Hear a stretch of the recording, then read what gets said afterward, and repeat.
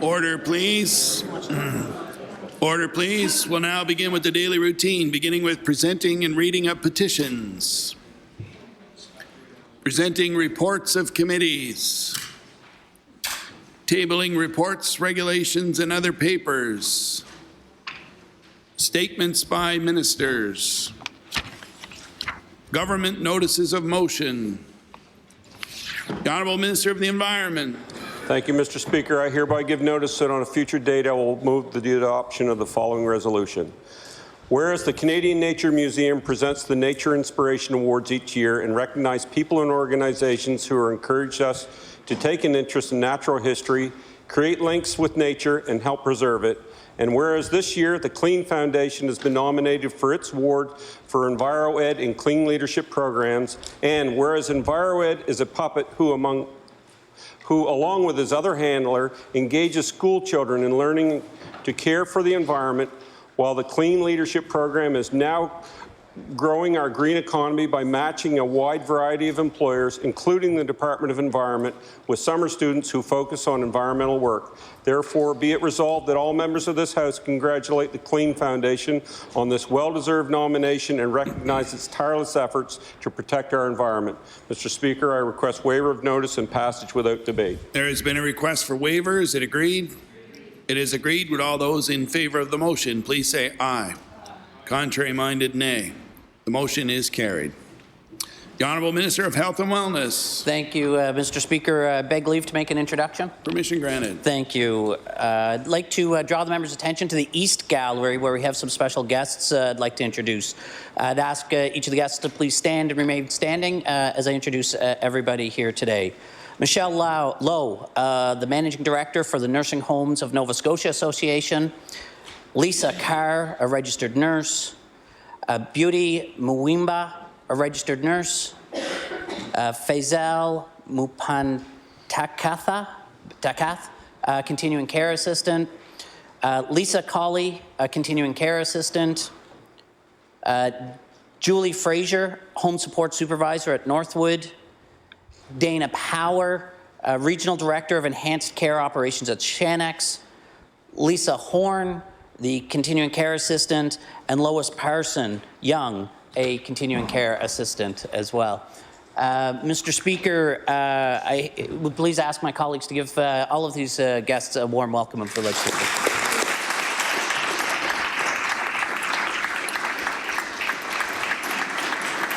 The Honourable Minister of Health and Wellness.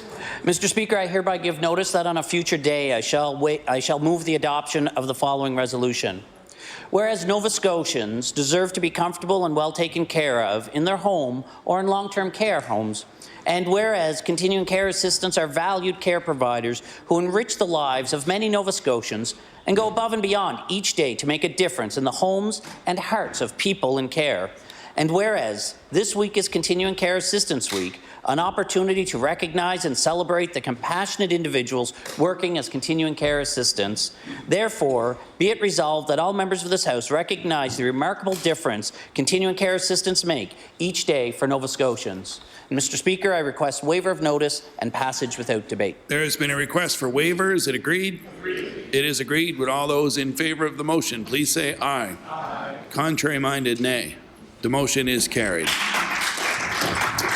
The Honourable Minister of Health and Wellness. Mr. Speaker, I hereby give notice that on a future day I shall move the adoption of the following resolution.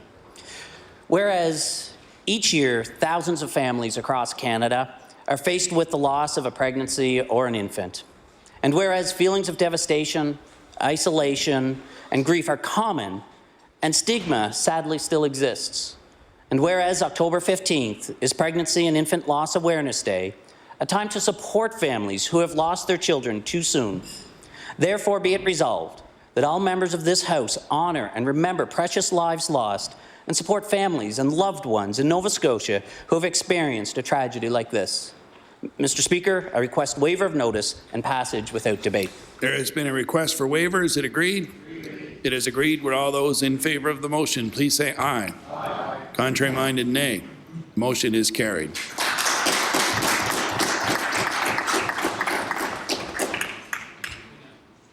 The Honourable Minister of Immigration. Mr. Speaker, I beg leave to make an introduction. Permission granted. Joining us today in the East Gallery is staff from the Nova Scotia Office of Immigration. I'm going to ask each one of them to rise and be recognized while I call their names. Gabriela Quintanilla, nominee officer. Alexander Hernandez, nominee officer. Ben Creaser, nominee officer. Natasha Wegg, program coordinator. Kimberly Jardine, Director of International Attraction and Stakeholder Engagement. David Sevet, Bilingual Stakeholder Liaison Officer. John McDonnell, Senior Business Analyst. And Elizabeth McCullough, Program Integrity Officer. I ask all my colleagues in the House of Assembly to please give them a warm welcome of the House. The Honourable Minister of Immigration. Mr. Speaker, I hereby give notice that on a future day I shall move the adoption of the following resolution. Whereas Nova Scotia has increased immigration numbers every year since 2012, when we had a federal allocation of 500 nominees, and in 2019 we have 2,723 nominations and endorsements, outpacing and exceeding our targets. And whereas Nova Scotia's population is at an all-time high of 971,395 people as a result of the increasing number of immigrants coming to live in Nova Scotia, which reached 5,970 in 2018 and is breaking records for the number of landings again this year. And whereas staff at the Nova Scotia Office of Immigration have worked tirelessly to grow immigration to its current levels, roll out the new programs and immigration streams that are making it easier for immigrants to live and work and stay in Nova Scotia, and to support immigrants who want to live permanently here. Therefore, be it resolved that all members of this legislature recognize the hard work by staff at the Nova Scotia Office of Immigration and the positive difference it is making in the province of Nova Scotia. Mr. Speaker, I ask for waiver of notice and passage without debate. There has been a request for waiver. Is it agreed? Agreed. It is agreed. Would all those in favour of the motion please say aye. Aye. Contrary minded, nay. The motion is carried. We'll now move on to introduction of bills. The Honourable Minister of Service, Nova Scotia and Internal Services. Mr. Speaker, I beg leave to introduce a bill entitled An Act to Amend Chapter 81 of the Revised Statutes 1989, the Companies Act, Chapter 98 of the Revised Statutes 1989, the Cooperative Associations Act, and Chapter 101 of the Revised Statutes 1989, the Corporations Registration Act.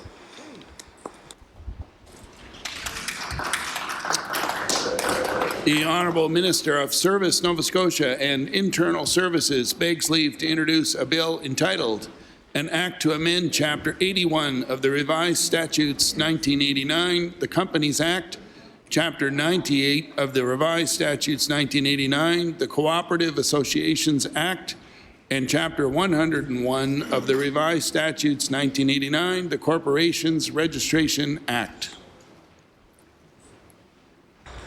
Bill number 197, entitled An Act to Amend Chapter 81 of the Revised Statutes 1989, the Companies Act, Chapter 98 of the Revised Statutes 1989, the Cooperative Associations Act, and Chapter 101 of the Revised Statutes 1989, the Corporations Registration Act.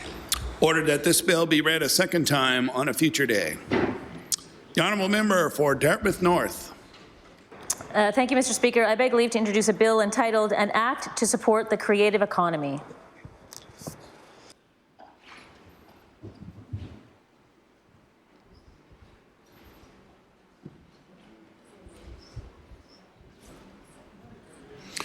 The Honourable Member for Dartmouth North begs leave to introduce a bill entitled An Act to Support the Creative Economy. Bill number 198, entitled An Act to Support the Creative Economy. Ordered that this bill be read a second time on a future day. The Honourable Leader of the Official Opposition. Thank you, Mr. Speaker. I beg leave to introduce a bill entitled An Act to Amend Chapter 1, 1992 Supplement of the Revised Statutes 1989, the House of Assembly Act, respecting by-elections.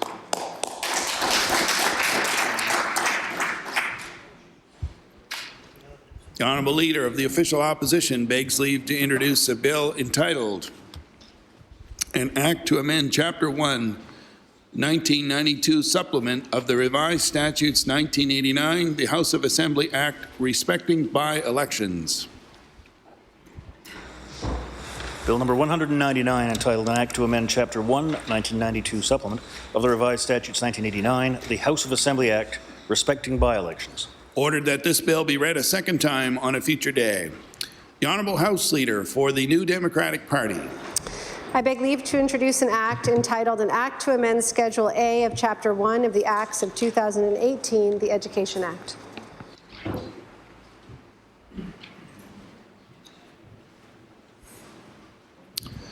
The Honourable House Leader for the New Democratic Party begs leave to introduce a bill entitled An Act to Amend Schedule A of Chapter 1 of the Acts of 2018, the Education Act. Bill number 200, entitled An Act to Amend Schedule A of Chapter 1 of the Acts of 2018, the Education Act. Ordered that this bill be read a second time on a future day. We'll now move on to notices of motion. Statements by members. The Honourable Member for Cole Harbour, Eastern Passage. Mr. Speaker, I rise today to acknowledge that during the month of October, Nova Scotia is recognizing Continuing Care Month. This is a special time to recognize all of those who have chosen careers or volunteer work within the long-term care and home care field. Without each of these workers providing care and compassion for those who need it the most, our long-term care facilities and home care would be non-existent.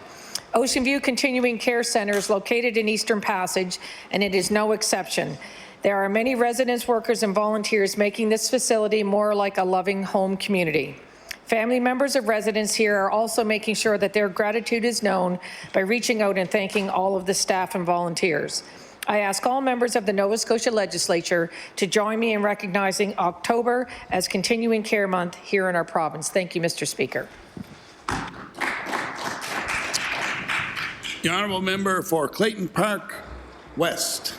Thank you, Mr. Speaker. I'd like to beg leave to make an introduction. We have with us in the East Gallery Mrs. Sudesh Bala, a neighbour, a community leader, and a great businesswoman as well. And I have a member statement to make for her. Please welcome her to the House. The Honourable Member for Clayton Park West. Mr. Speaker, I would like to recognize a neighbour, a community leader, who has given back so much to Clayton Park West through volunteerism. Sudesh Bala is a retired elementary teacher and a businesswoman. She was a member of the Women's Auxiliary for almost 3 decades, an organization founded in the 70s whose mission was to raise money for undeveloped countries. Funds raised from the group was locally donated to hospitals and Hope Cottage. Sudesh was a lead organizer for the Halifax Indian Festival and president of the ICCS, heading several cultural events that raised over $400,000. This allowed her to buy a community centre for the society. It is no surprise that she recently received the Top 25 Immigrants of Nova Scotia Award. Mr. Speaker, would this House of Assembly join me in applauding Sudesh on all her marvellous achievements? Thank you. The Honourable Member for Victoria the Lakes. Thank you, Mr. Speaker. Mr. Speaker, I wish to pass along my congratulations to the Eskasoni Band Council and its Director of Sport and Recreation, Levi Denny, on a successful paddling festival entitled Just Paddle It that took place recently in Eskasoni First Nation. More than 100 people participated in exhibition races, lessons, and sunset paddling. The event not only introduced community members to stand-up paddleboarding, but also exposed the paddling community to what Eskasoni has to offer. Mr. Speaker, I want to congratulate and thank the CBRM, Sport Nova Scotia, and the Eskasoni Band Council on creating this event, and look forward to an Eskasoni Canoe Kayak Club, hopefully beginning soon. Thank you, Mr. Speaker. The honourable member for Guysborough, Eastern Shore, Tracadie. Mr. Speaker, I rise today in recognition of a phenomenal and dedicated teacher, Christy McDonald of Fanning Education Centre, Canso Academy in Canso. During Education Week this year, the Strait Regional Centre for Education recognized 9 staff and partners who made outstanding contributions to their work under the theme of inclusive education, helping our students and children succeed. Christy is known for being attentive to the needs of her students, developing individual programming, and implementing culturally sensitive practices. She is committed to ensuring her students are heard and feel included, including helping to establish a Gay-Straight Alliance Committee at the school and revamping the Students' Council. Christy is always willing to go above and beyond for students, regardless of the situation. Whenever she is asked, she's ready to help out. Mr. Speaker, I'd like to congratulate Christy on her Education Week award. I'd like to thank her for all she does for her students and for being such a wonderful educator. We love our teachers. Thank you, Mr. Speaker. The honourable member for Sydney River, Myra, Lewisburg. Thank you, Mr. Speaker. I rise today to send best wishes to Percy Shepard of Lewisburg, who recently turned 92. Percy was born and raised in the town of Lewisburg and is the last surviving veteran of the Legion, Branch 62. He worked for the Department of Fisheries and Oceans for several years and was active in and throughout the community for over 50 years, where he volunteered with the Sea Cadets, coached hockey, and umped baseball games. He and his wife are blessed with 6 children, 9 grandchildren, and 5 great-grandchildren, all who have deep connections with the community. I stand here today to wish Percy and his family all the best in the years to come and thank him for all he has done for his community and family. Thank you, Mr. Speaker. The honourable member for Timberley Prospect. Thank you, Mr. Speaker. I rise today to recognize Wayne Manuel, a resident of Terrence Bay. Wayne has been instrumental in encouraging the community's love of fastball. He has generously given years of his life to teaching young people the rules and finer points of the game. He has coached hundreds of kids, some of whom have gone on to win games on the national level, putting Terrence Bay on the map for fastball. Several players that Wayne coached from Little League through to Men's League have been scouted by professional ball teams, and each of them owes a debt of gratitude to Wayne for getting to that point. Wayne is a very special person who has a great impact on countless children growing up in Terrence Bay. And in honor of Wayne's contribution to the community, Halifax Regional Council approved a motion on July 16th to rename the Demers Road Park Ball Diamond in Terrence Bay to now the Wayne Manuel Ball Diamond. I ask the members of the House to join me in thanking Wayne Manuel for his generous time, commitment, and many contributions to the Terrence Bay community. Thank you, Mr. Speaker. The honourable member for Sackville-Cobequid. Thank you, Mr. Speaker. Mr. Speaker, I rise today to congratulate Ms. Sarah Corkum, owner of Motion Dance Centre in Lower Sackville. Ms. Corkum opened up Motion Dance Centre in 2015 and has grown from a staff of 1 to a staff of 10 in just 4 years. Their previous location was no longer able to meet their space requirements, so they relocated to Knox United Church in Lower Sackville. Anyone with a desire and a passion to dance are most welcome. Dancers can learn at their own pace and at a level they are most comfortable, with the emphasis being on the dancer, not the dance.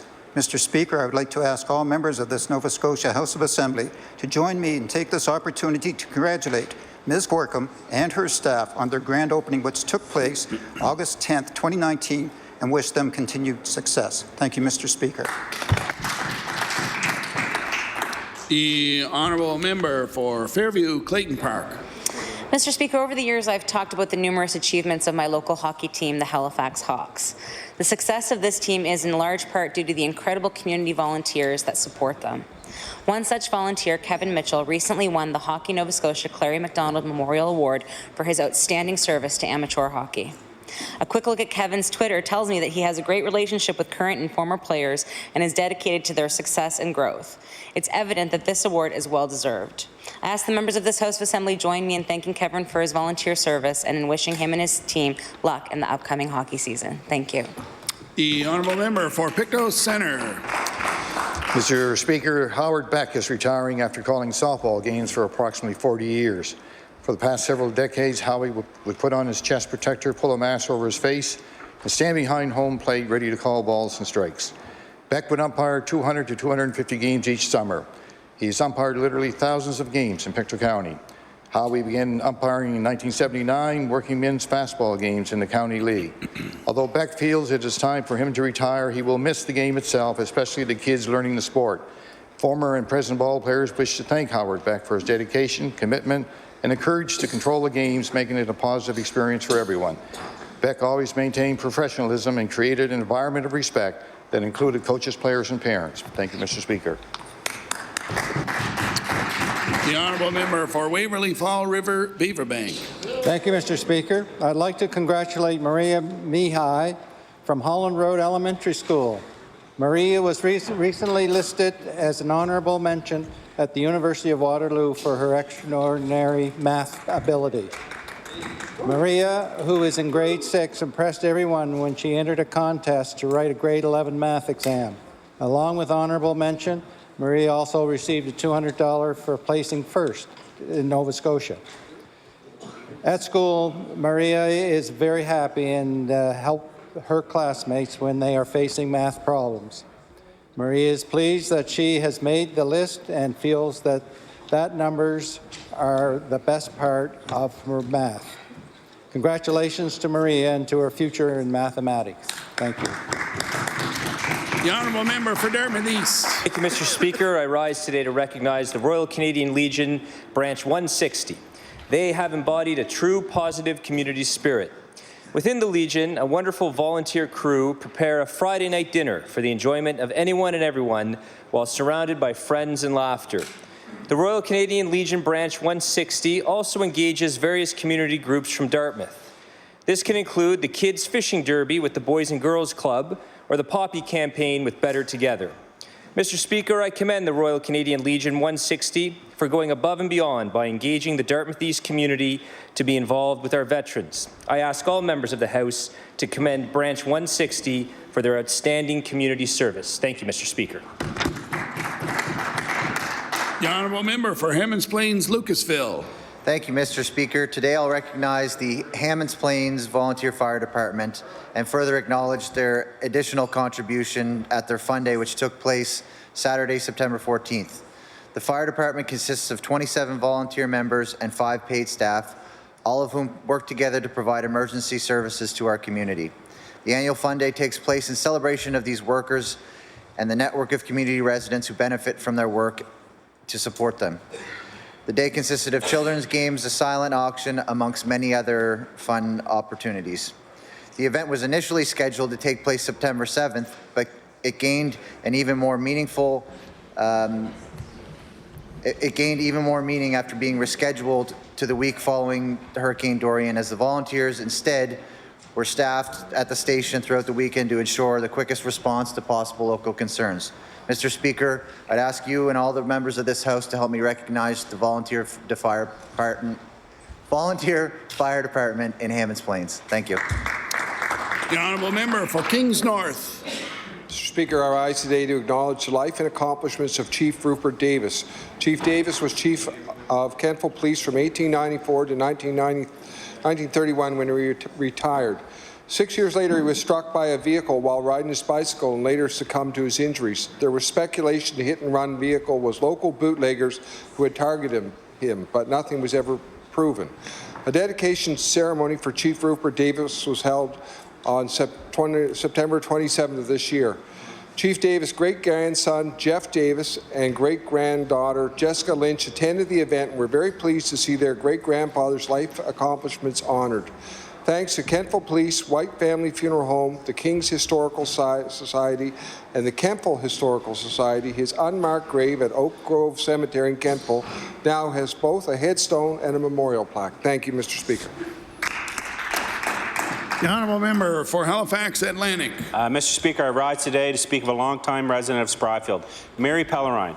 Mary moved to Tartan Avenue in 1964 with her husband Eldon, where they raised their family. Sadly, Eldon had passed away, but Mary continues to live in the community where she spent her married life and raises her family. Mary's been volunteering in the community for over 50 years. When her boys were growing up, she was heavily involved in sports. She served on the Catholic Women's League at St. Michael's Church for many years. Mary's also organized the St. Michael's Parish roast beef dinner every year and has also taken charge of the flea market room at the church's annual fall fair. In addition to her involvement with the church, Mr. Speaker, Mary also volunteers for Toonies for Change and the Spryfield Urban Farm. Mr. Speaker, it is committed, community-minded citizens like Mary that are the backbone of our communities. I'd like to thank Mary for over 50 years of dedication and commitment to Spryfield and wish her good luck on her continued work in the community. Thank you, Mr. Speaker. The honourable member for Queens Shelburne. Mr. Speaker, I rise today to commend the students in the pipe trades class at the NSCC Shelburne campus for their community outreach. In the spring of 2019, under the direction of instructors Nolan Young and Kurt Gowdy, the students completed 2 projects. They converted leftover pipe into 2 hockey nets at the Parr Street Park, and for the second project, they converted a full-size soccer net at the Albert Acker Field into 2 child-sized nets. Mr. Speaker, it is encouraging to see these young people putting their practical skills to use in a way that benefits the community and encourages outdoor physical activities. I congratulate the class and their teachers for their vision and stewardship and for their sustainable use of materials for the overall benefit of their community. Thank you, Mr. Speaker. The honourable member for Bedford. Thank you, Mr. Speaker. I'd like to thank Bedford resident John Giffen for his volunteer activities over the years. John is known for his humility, his compassion for others, and his infinite patience. John has been volunteering at Ivany Place, the Northwood facility in Bedford, for over 6 years as a spiritual care volunteer. He's been instrumental to the success of the program at that location. John has also been heavily involved at Bedford Baptist Church, where he lends his talents to the music committee and choir. John's also the kind of guy who goes out of his way to help his neighbours and other members of his community. He can be found tilling their gardens in summer and plowing their driveways in winter. And he's the guy you want checking your house while you're away. I'd like to thank John Giffen for his thoughtful contributions to Ivany Place, Bedford Baptist Church, and his neighbourhood. This is what community is all about. The honourable member for Cumberland South. Thank you, Mr. Speaker. Mr. Speaker, today I rise to congratulate and thank 18-year-old twin brothers, Matt and Nate Stone of Spring Hill, who rescued a man from a burning home. The boys were running late, so their mother, Melissa, was driving them to the NSCC in Spring Hill. On the way up the street, just a few houses from their home, Matt spotted a burning home. Both boys jumped from the car, spotted a man in the second-story bathroom window with smoke coming out around him.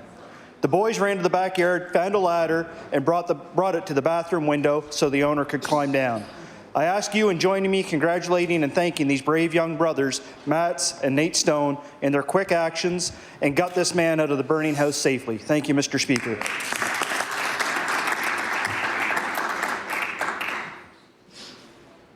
The honourable member for Dartmouth North.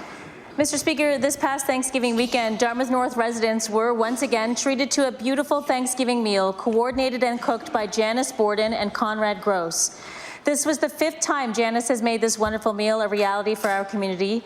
Janice, who works at the front desk of the Dartmouth North Community Centre, recognized a need for such a meal and set to work to raise funds or use her own, prepare food, and organize volunteers to offer about 200 people a turkey and ham dinner with all the fixings.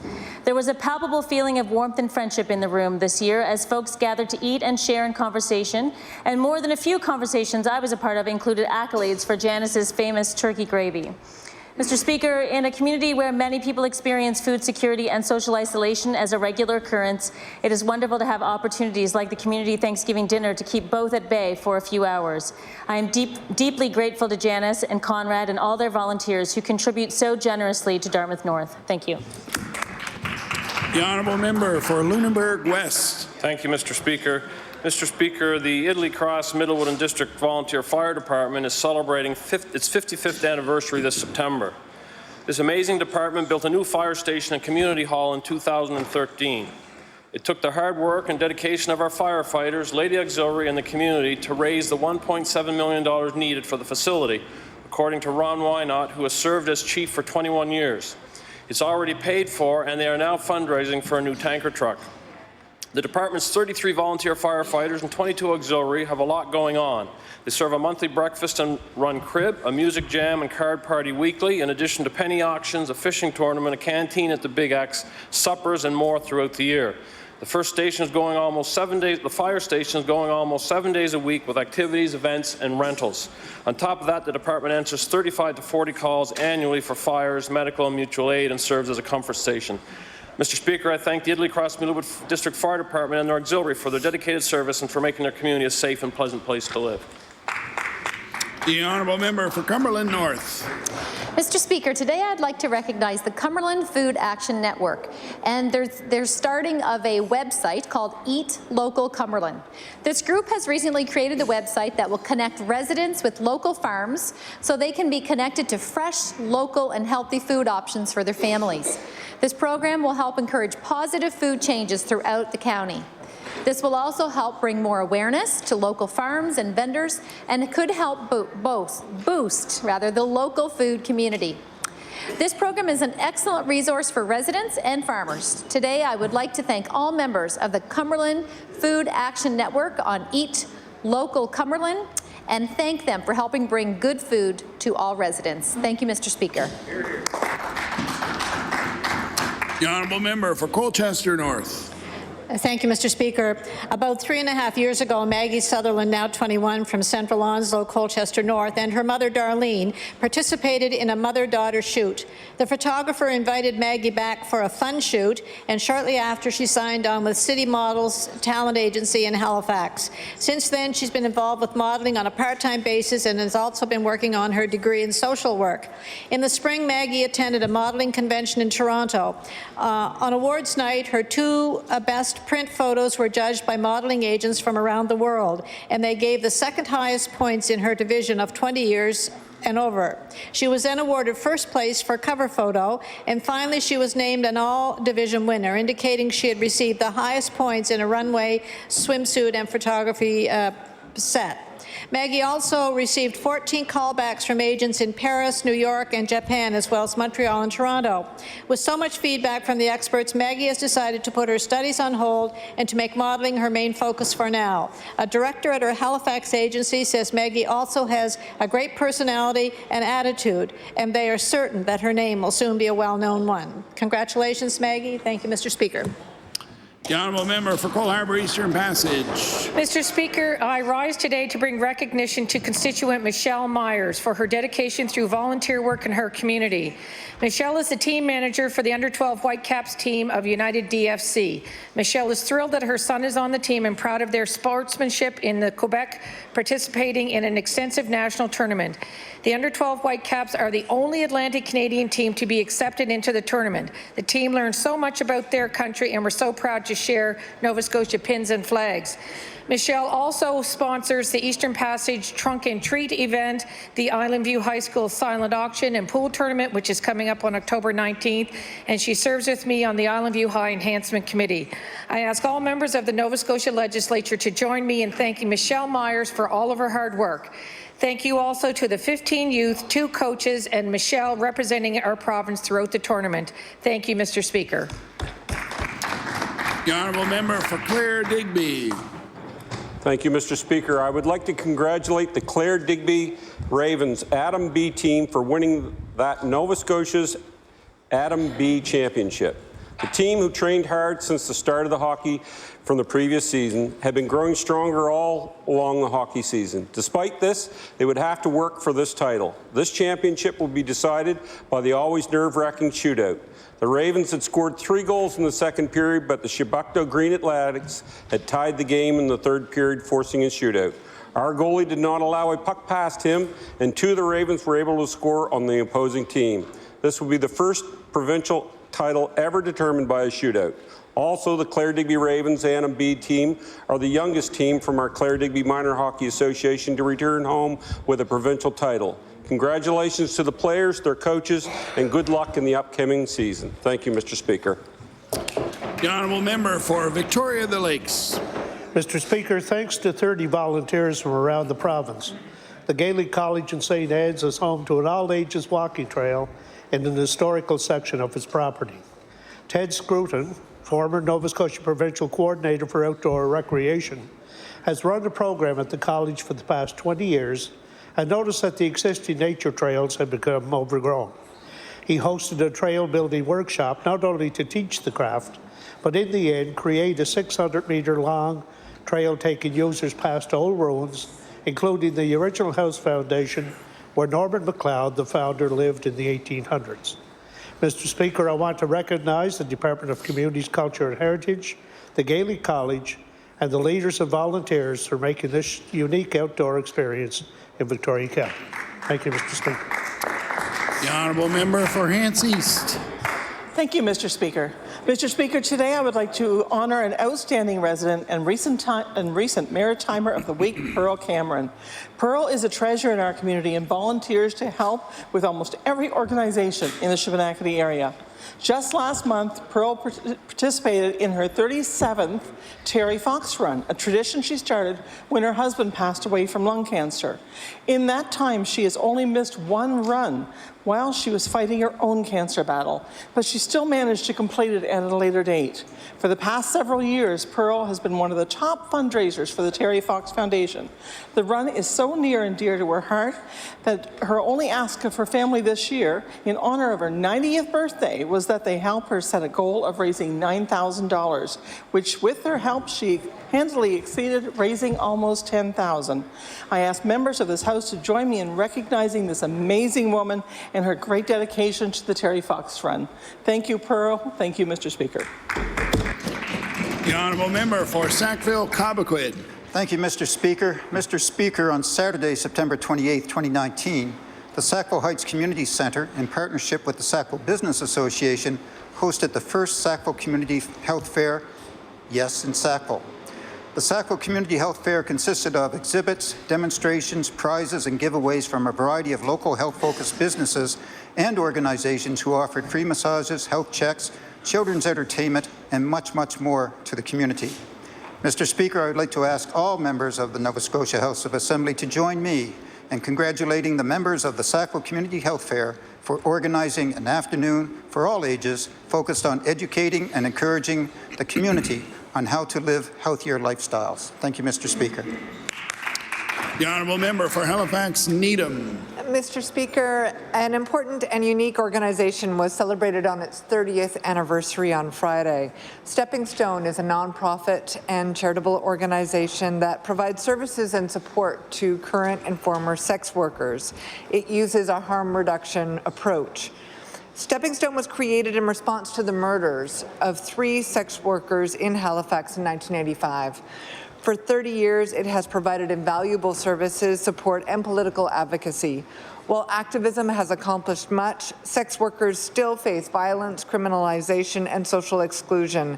Stepping Stone will continue to advocate for the human rights of sex workers and for equal and dignified access to health services.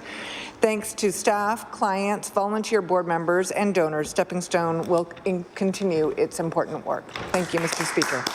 The honourable member for Halifax Armdale. Mr. Speaker, I rise to applaud the incredible work ethic of a small business owner, second-generation immigrant, and constituent Dimitri Jimmy Christaios. Members of our community know Jimmy as the hardest-working cobbler in Halifax, working tirelessly at Quimple Shoe Repair, the business he's managed for over 10 years and one of the last independent shoe repair stores in Halifax. As the son of Greek immigrants to Nova Scotia, Jimmy, from the age of 12, learned his craft from his father, working at the family's shoe repair shop on Bears Road, then at West End Mall. Today, Jimmy works with a confidence, skill, and pride that is hard to match. Jimmy puts his heart and soul into his business, and it shows. I ask all members of this House of Assembly to join me in congratulating him on his years of serving the community and wish him great success at his business. Thank you. The honourable member for Pictou Centre. Mr. Speaker, the Pictou County Sports Heritage Hall of Fame was created in 1989. This accomplishment was due to the organizational work of Trenton resident Billy D. The hall opened up on the Power Plant Road in 1989, and their first induction ceremony occurred in September 1990. They quickly outgrew this facility and relocated to the Service Canada building in New Glasgow. Mr. D kept a watchful eye over the sports hall for 2 decades prior to his passing away in 2008. Prior to this, former Trenton Mayor Barry Trenum joined ranks with his friend to oversee the daily operation of this unique facility.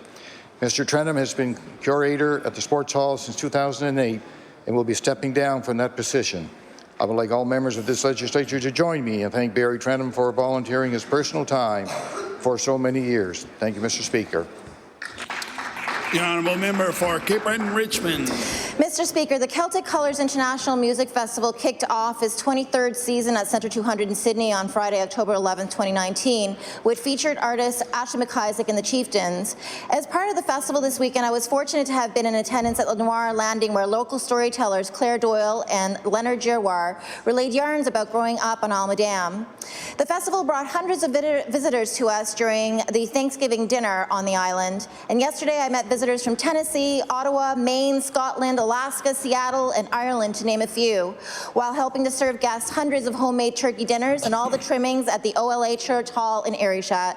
Mr. Speaker, the Celtic Colours is truly a wonderful signature event for Cape Breton Island. Our communities come together to display our hospitality, and our island becomes a world stage, as it did last night at the Civic Improvement Hall in Discoos. Mr. Speaker, I ask members of this House to join me in congratulating the organizers, volunteers, and the musicians for continuing to make Celtic Colours a world-class event. Thank you, Mr. Speaker. The honourable member for Timberley Prospect.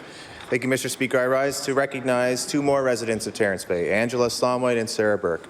Angela and Sarah have worked hard over the past year to help refresh the community spirit in Terrence Bay. They have played a key role in helping a number of successful events taking place throughout the year to raise $10,500 towards a new playground at the newly refurbished school.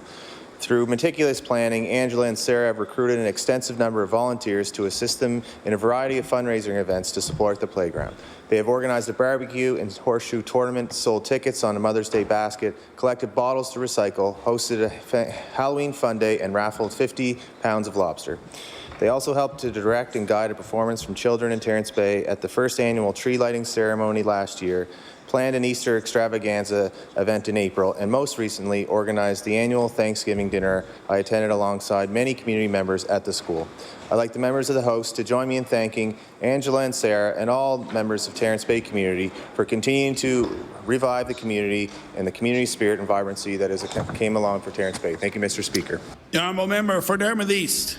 Thank you, Mr. Speaker. Mr. Speaker, I rise today to commend Dartmouth's Lindell Wigington. Lindell played a large part in Team Canada's gold medal win for the 2017 FIBA Under-19 World Cup, and also played 2 seasons for Iowa State University, where he was honored with the Big 12 Sixth Man of the Year and was named to the Big 12 All-Tournament team.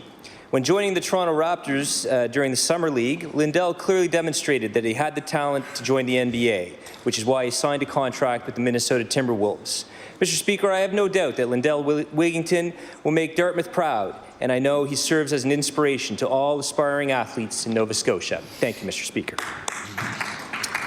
The honourable member for Sydney Whitney Pier. Thank you, Mr. Speaker. Mr. Speaker, I rise to recognize Loaves and Fishes in Sydney, our local food kitchen. 2 events happened in the last number of days. First, hundreds of community volunteers supported Loaves and Fishes by stuffing a bus, where essentially they stuffed a city bus full of food for Loaves and Fishes to prepare meals for families in the community. And Mr. Speaker, I also recognize in my place those volunteers at Loaves and Fishes delivered and served over 170 meals Thanksgiving Day for families in our community. So I ask all the members of this House to recognize the hard work and dedication of everybody involved with Loaves and Fishes in Sydney and the support that they provide to so many families in our community. Thank you. The honourable member for Queens Shelburne.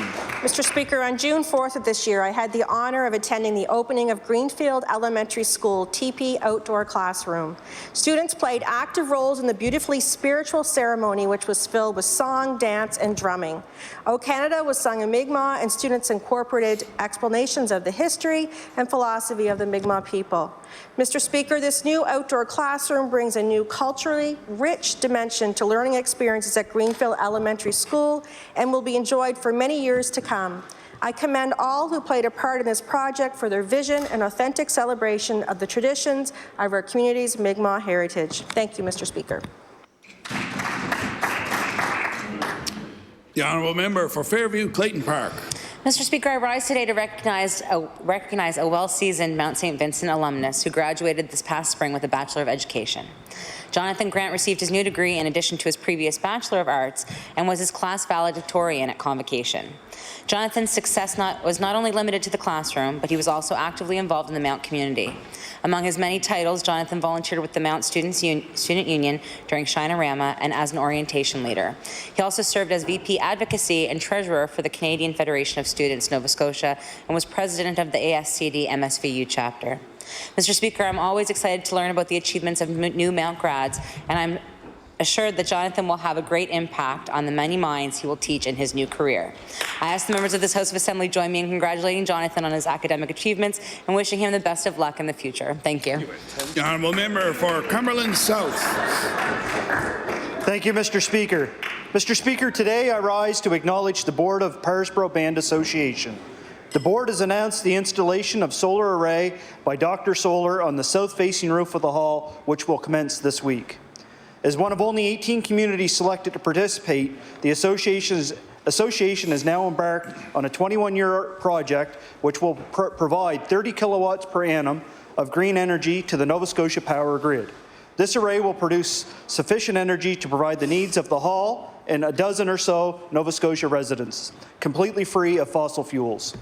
It has taken 2 years and tremendous efforts on behalf of the association by Bruce McCulloch and Jonas, sorry if I say it wrong, Heisenberger, to coordinate the financing of over $107,000, which was supported totally by local investors and locally fundraised money by the association. Please join me in saluting the Parisboro Band Association and its community for the outstanding achievement for the hall. Thank you, Mr. Speaker. The honourable member for Waverley Fall River Beaverbank. Thank you, Mr. Speaker. Today I rise to congratulate 15-year-old Olivia Shute of Windsor Junction. At the 2019 Canadian National Water Skiing Championships, Olivia won 2 gold medals in the under-17 division.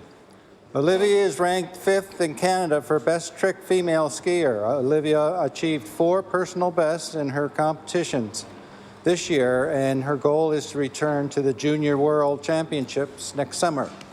Olivia is very thankful to her family and the community for supporting her. Mr. Speaker, I ask that all members of the legislature to congratulate Olivia on her gold medal winnings and best wishes on your continued success. Thank you, Mr. Speaker. The honourable member for Cumberland North. Mr. Speaker, today I'd like to recognize the Kool-Aid Kids from the Amherst Shore and Lorneville areas of Cumberland North. They are children of local cottagers who have been supporting their community for over 50 years. Money is raised by doing work around local cottages, led by Leslie Brown. This summer, they decided to raise money for the Forefathers Memorial Library and Northport Elementary School, and were able to donate $1,000 to the 2 institutions. These children are very generous to help raise money for their community, and it's wonderful to see this torch being passed on each year to a different group of children. Today, join me in thanking these fine children for their generosity and work in the community. Thank you, Mr. Speaker. The honourable member for Hammonds Plains, Lucasville. Mr. Speaker, I'll recognize the Haunted Hollow for its annual contribution to recreation in Hammonds Plains, Lucasville, and for its charitable contributions. The Haunted Hollow is a small local establishment on Hammonds Plains Road that gears up as a haunted walk around October each year, just in time for Halloween. Visitors get to take a trek in the woods behind a couple of houses filled with volunteers dressed up to play the part of ghosts and ghouls who scare and entertain their guests. The Haunted Hollow takes on many students from local schools as volunteers, giving them valuable experience working in teams to create an engaging experience for guests, and each volunteer is offered a letter of recommendation following their service. The Haunted Hollow regularly uses the funds made from the cost of admission to donate to local charities, and Mr. Speaker, this year their contributions will go to Halifax Volunteers Search and Rescue, among a couple other local charities. And now I'll ask all members of the House of Assembly to join me in wishing the Haunted Hollow all the best this coming Halloween season. The honourable member for Halifax Needham. Mr. Speaker, I would like to give thanks for 5 days of meals shared over the past weekend. On Thursday, Phoenix Youth and Community Centre hosted a community Thanksgiving meal. I arrived shortly after it had begun, and people were already tucking into dessert, and had a chance to have many good conversations with community members. The next day, on Friday, Ward 5 hosted a lunch where many community members, including Halifax Regional Police members, served a meal. And then on Friday night, I joined members of St. Margaret of Scotland Parish to help prepare 10 shepherd's pies for a meal that was served on Saturday at St. George's.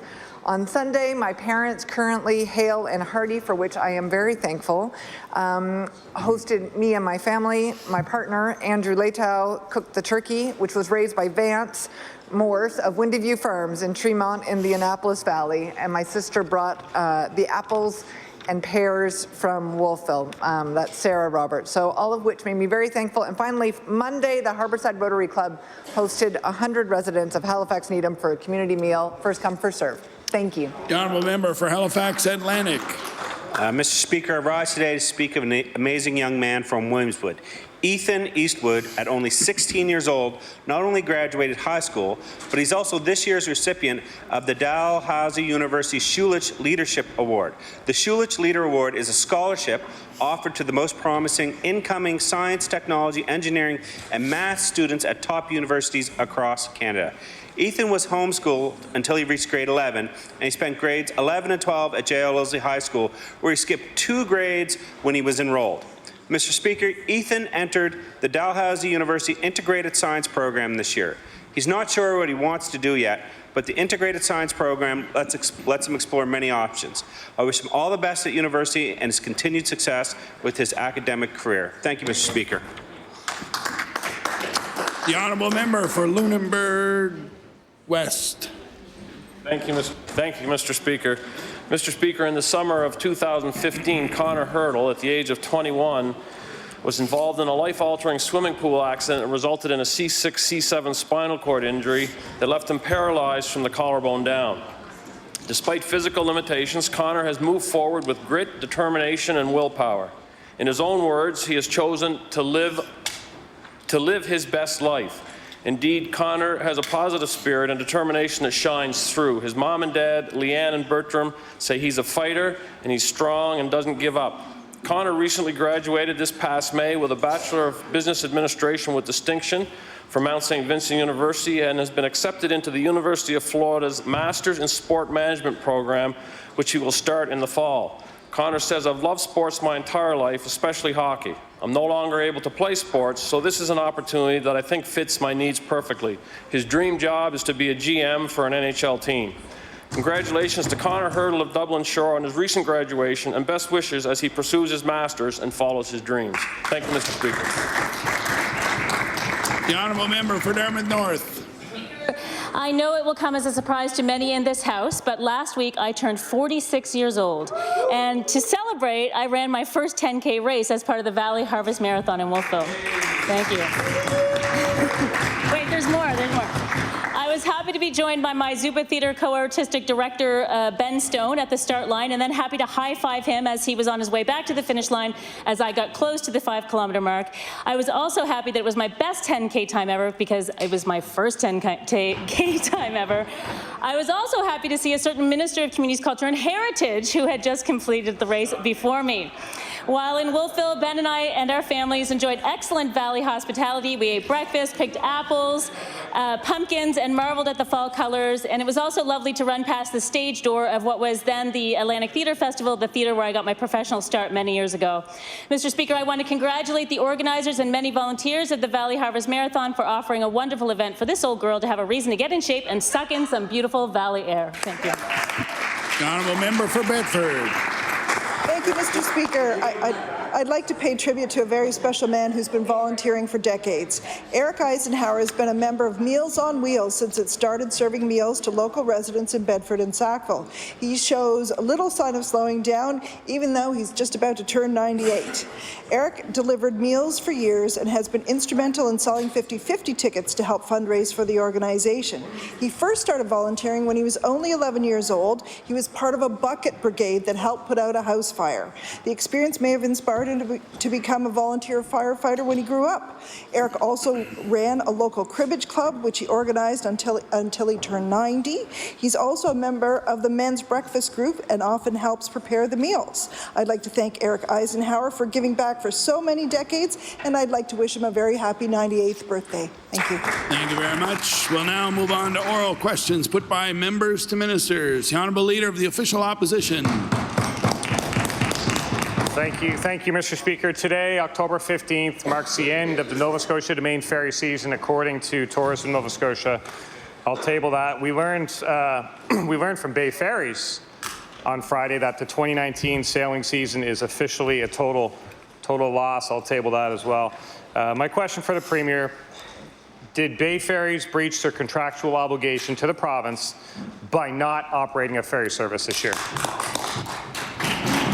The Honourable Premier. Mr. Speaker, I thank the Honourable for the question. As he would know, there's been an ongoing issue continually related to ferry. We were hoping, as Bay Ferries was, the issue was related to the customs in the U.S., not related to the Bay Ferries. We continue to work with U.S. Customs, and we'll continue to do so. It's my hope, as I've said to the media and outside this House, that we'll get an opportunity to sail the vessel into Bar Harbor to ensure the issues related to ramping and all those things are dealt with, so that we can look forward to a tourism season next year, which continues to grow the record numbers of tourism value that we've had in this province.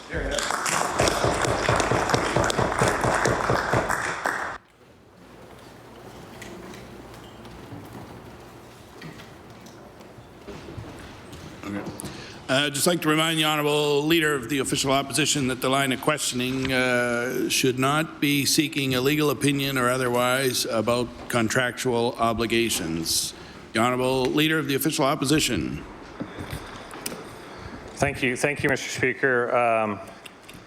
The question around the performance under the contract the province has been entered into is one that I'd like the Premier's opinion on that. I mean, the terms of the agreement, the operating agreement between Bay Ferries and the province, requires that a ferry service be provided. Under Clause 1 of the contract, it says Bay Ferries will establish a ferry service that provides daily return crossings for passengers between Yarmouth and Maine during the operating season, unless otherwise agreed to in writing. So we know that the ferry service didn't operate this year. I'll table that clause from the contract. I would like to ask the Premier again, did the Premier agree in writing with the operator that they did not need to provide a daily ferry service this year?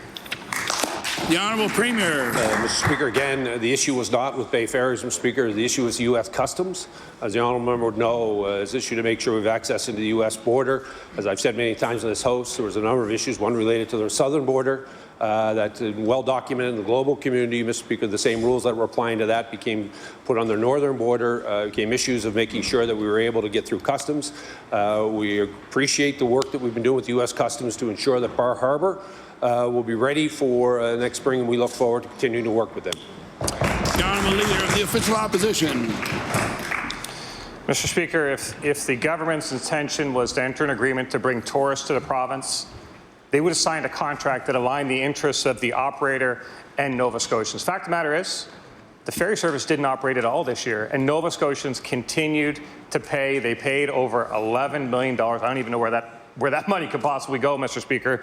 The boat never left the wharf. So even when you have a terrible contract, as we do here, negotiated by this government, it's incumbent on the government to at least enforce the terms of that terrible contract. So I'd like to ask the Premier if, in his view, the terms of the contract have been fulfilled or if they've been breached.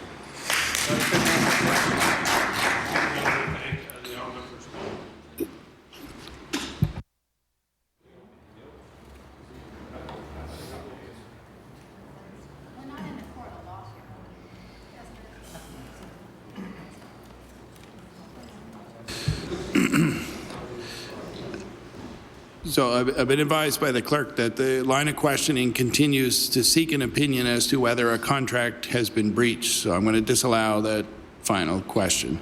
The Honourable Leader of the New Democratic Party.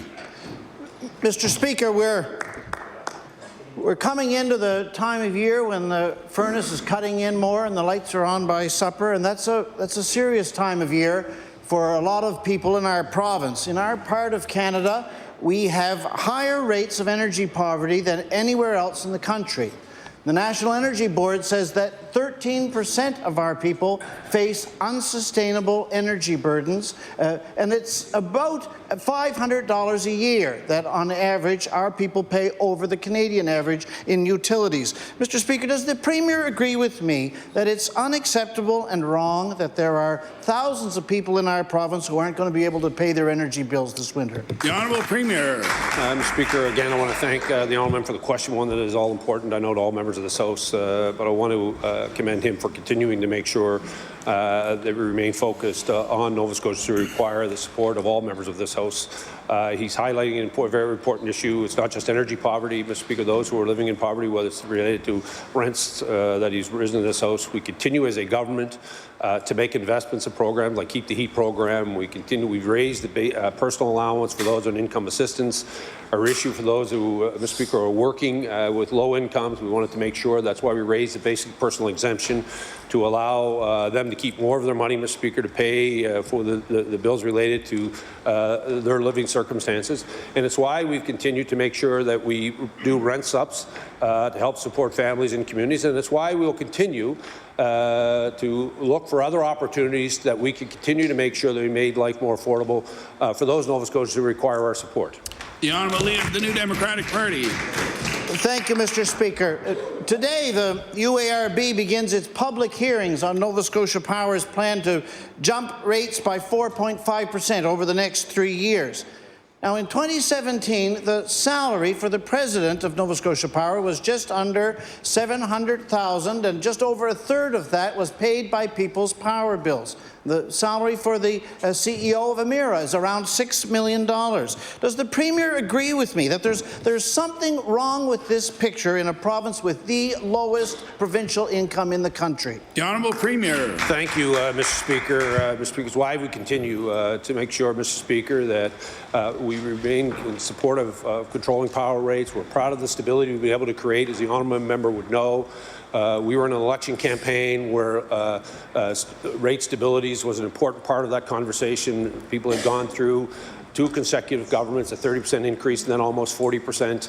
We know all too well the importance of this issue to Nova Scotia. This is why we will continue to monitor and continue to work with communities across this province to green up the energy market to ensure the energy we are producing is respectful of the environment, at the same time ensuring that we can turn the lights on. And the issue remains around executive compensation. What happens at Emera, Mr. Speaker, is outside of the province. It is actually a traded company that deals with their own, and that's a shareholder issue.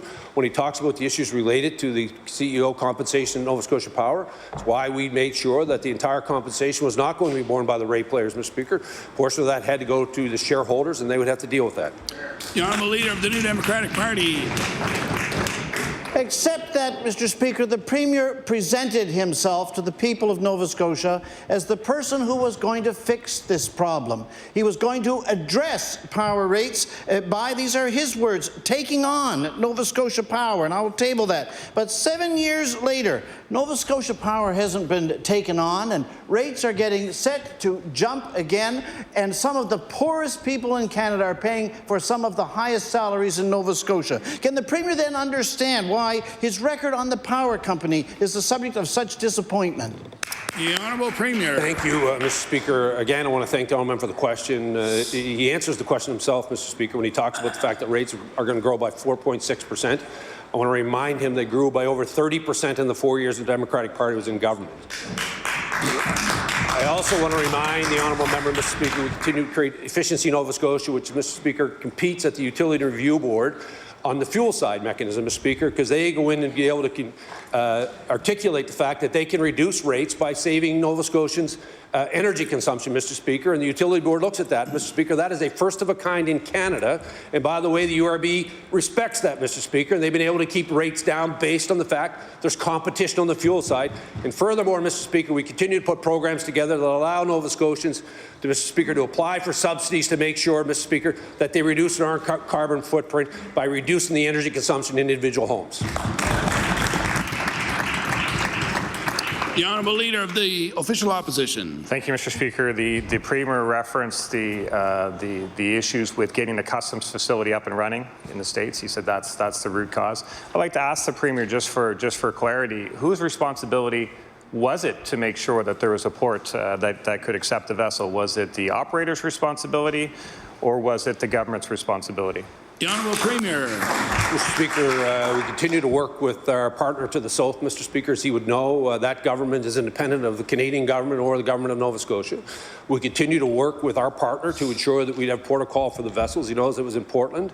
As I've said in this House many times, it was impossible for us to remain in the Portland port. We moved to Bar Harbour. It was our hope, Mr. Speaker. It was an indication that facility would be up and going in time for us to be able to maximize parts of this season. The reality of it is it didn't happen. We're looking forward to continuing to make sure that we deal with all of the issues and looking forward for a positive tourism season next year. The Honourable Leader of the Official Opposition.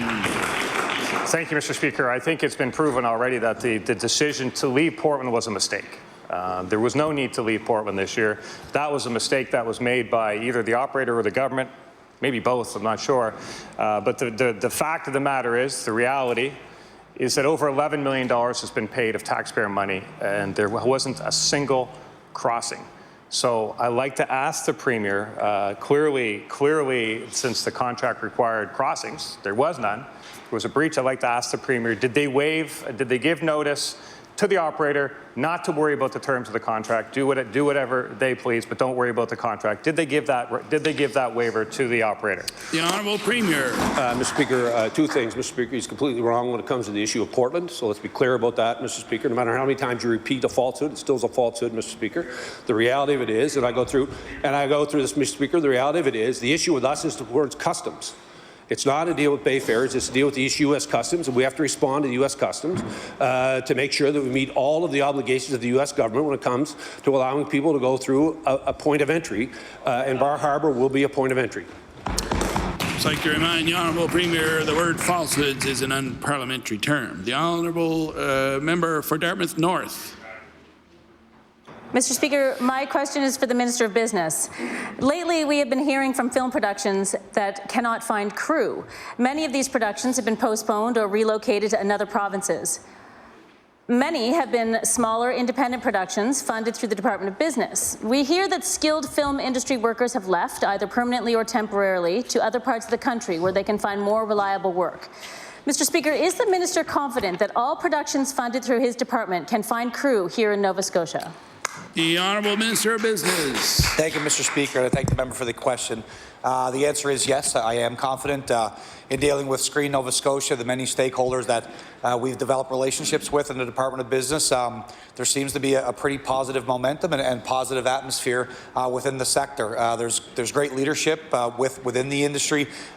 We've been a part of many productions, as the member knows, over the last number of months in terms of our investment through the program, through the incentive fund, and we're going to keep building on that momentum and seeing that growth. And again, I'm very confident that the crews will be available. Thanks. The Honourable Member for Dartmouth North. Mr. Speaker, since the decision by this government to cancel credits and funding to the film industry, the impact has been monumental. Places like Toronto and Vancouver have taken full advantage of the Netflix boom in production in recent years, while we have been left behind. The cancelled equity fund was critical to helping small productions get off the ground and to find other sources of funding. Mr. Speaker, what accounting has the department done to take stock of the impact of these decisions on the film industry and on the Nova Scotia economy at large? The Honourable Minister of Business. Thank you, Mr. Speaker, and again, thank the member. We've done extensive analysis around the program. Obviously, this new incentive fund allows for a focus on local labor, local content, and there's certainly investment in terms of that, and that's reflective in the numbers. I think that, again, seeing the amount of investment that's happened by way of the incentive fund, seeing some pretty strong productions taking place in Nova Scotia, I think there's been tremendous success within that program. I do agree with the member, or at least would like to acknowledge the fact that the online content, the Netflix world, is certainly changing the game. I personally don't feel, and in dealing with Screen and talking to advocates and stakeholders, I don't feel as though we're missing out on that at all. I think our sector, our people are working towards that, and we will be right there to provide that content that the world needs. Thank you. The Honourable Member for Cumberland North. Mr. Speaker, in June, the Nova Scotia Health Authority was busy notifying 2,841 people that their personal and private medical information may have been involved in a privacy breach, and I'll table that document, Mr. Speaker. These are patients, vulnerable patients, who expect their medical and private information to be kept confidential. An employee's email account was compromised due to a phishing attempt on May 8th, and Nova Scotia Health Authority IT department detected it on May 13th. It wasn't until weeks later that the Health Authority started informing those patients that their information may have been leaked. We had hoped the government had learned a lesson from the FOIPOP leak of 2018, and my question to the Minister of Health is, what has this department done to establish the gap that's obviously missing in training that allowed a simple phishing attack to expose the private information of nearly 3,000 people in this province? The Honourable Minister of Health. Thank you, Mr. Speaker. And indeed, maintaining the privacy of Nova Scotia's health information is of utmost importance. It's important to the healthcare professionals on the front line and all people who work in this area. They recognize that, Mr. Speaker. The scenario that was presented by the member, I believe, if I recall correctly, was phrased as a simple phishing attack. I believe the whole nature of these types of attacks, Mr. Speaker, is that they can, trick even very educated and engaged people, Mr. Speaker, and that exposes information. That's what the member referenced happened in this case, and so efforts are underway, Mr. Speaker, again to address the risks to the individuals affected, and of course to avoid it in the future. The Honourable Member for Cumberland North. Thank you, Mr. Speaker. And certainly the breaking of confidential medical information is very serious, very serious. Everyone working in healthcare, everyone, understands the core basic requirements of keeping people's medical information confidential. In fact, most workplaces, a breach in confidentiality actually results in termination of employment. The Nova Scotia Privacy Commissioner's annual report stated 865 privacy breaches of medical records between April of 2018 and March 2019 have occurred. That is a lot. And I will table that document. My question to the minister is, how many people's jobs have been terminated as a result of 865 privacy breaches of medical records? And what steps is this government taking to ensure there will be no further breaches of people's private medical information in this province? The Minister of Health. Thank you, Mr. Speaker. As noted, everybody agrees that maintaining personal health information records is important. It's important to maintain the trust of the public and the health care that's being provided. Unfortunately, Mr. Speaker, as the member referenced an example where an individual with no malice intent, Mr. Speaker, did fall victim to a phishing attack that resulted in a breach. So, Mr. Speaker, what I can advise is that when breaches do come forward, we become aware of, there is a very clear process in place to review, investigate, to notify those individuals impacted and take corrective action, Mr. Speaker, to try to strengthen our controls and prevent from happening again. The Honourable Member for Argyle-Barrington. Mr. Speaker, a basic phishing attack exposed thousands of Nova Scotian health records. Meanwhile, the government is lurching towards the implementation of one patient, one record, which will put even more information into the cloud. This government doesn't have a great record of protecting information online, and 2 years in a row, this has been made clear. This time, it was a breach of 3,000 records. Last, it was 7,000. Nova Scotians want some certainty around security as more and more sensitive information is centralized online by government. My question is for the Minister of Health. Is he worried at all about health information being protected in one patient, one record when phishing attack managed to expose thousands of records online? The Honourable Minister of Health. Thank you, Mr. Speaker. Thank the member for his question. Indeed, work that's ongoing with standardizing our hospital information system, modernizing it, is something that frontline clinicians have advocated for. They recognize the importance of this, not just for the modern technology that it provides them for the work that they do, but Mr. Speaker, also to ensure that the accuracy of the information and the speed by which information moves from one clinician to another. That's something that's very important, Mr. Speaker, that we've heard from frontline healthcare workers, and indeed, as work goes along with technology, so do some other challenges, like managing the privacy. But Mr. Speaker, that's part of the work that's done with these new system implementations as well. The honourable member for Argyle-Barrington. Thank you, Mr. Speaker. Nova Scotians know very little about one patient, one record, as the project is continuing to develop. What they do deserve is peace of mind about the safety and security of their personal information. There's a lot of anxiety about this program, and a lot of that stems from the government's record at a flimsy digital security. I'll remind the minister that the FOIPOP leak was accomplished with a procedure even less sophisticated than a phishing email.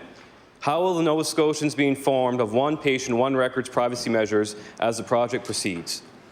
The Honourable Minister of Health. Thank you, Mr. Speaker. I think it's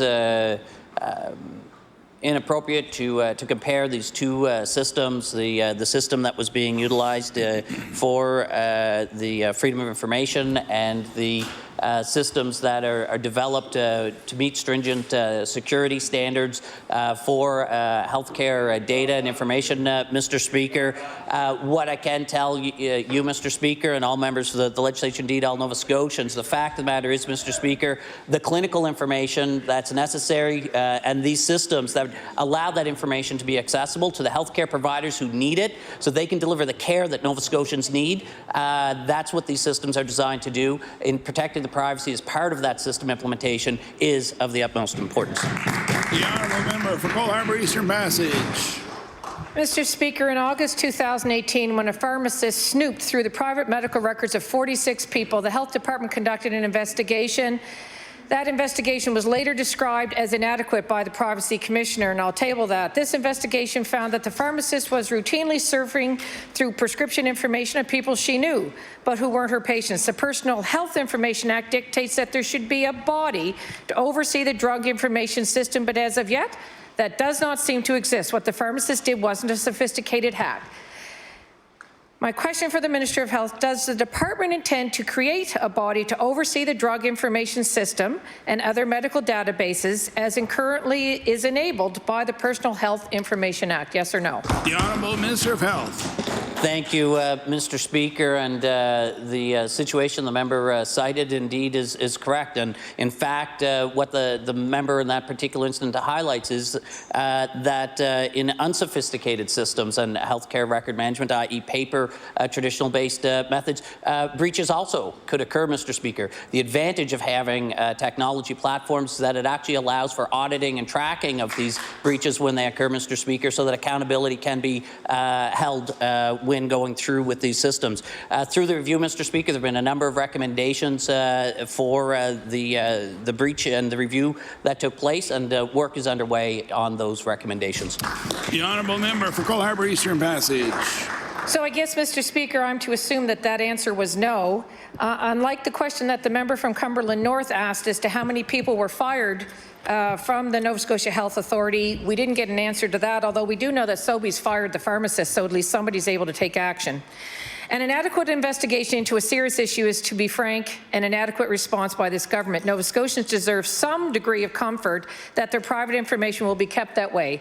And here we have an instance of a government department not doing enough to get to the bottom of what happened, and they're still dithering about the recommendations. If it only they cared that much about keeping the personal information of Nova Scotians as protected as the year-old 811 report and the management fee for the Nova Scotia Ferry. My question to the Minister, can the Minister explain why the Department is often in a reactive position when it comes to safeguarding private information, and will he commit to implementing the oversight of the drug information system as was recommended? The Honourable Minister of Health.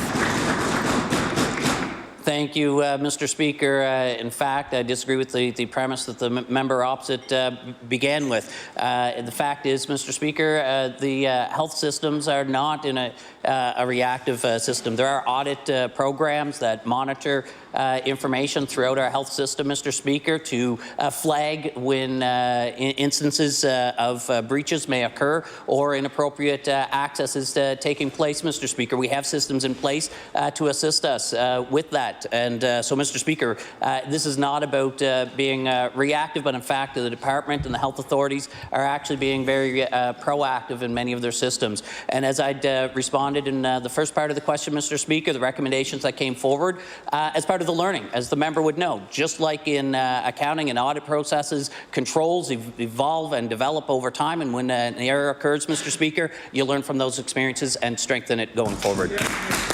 The honourable member for Sydney River Myra Lewisburg. Thank you, Mr. Speaker. Many departments that have had privacy breaches have expressed they are a result of human error.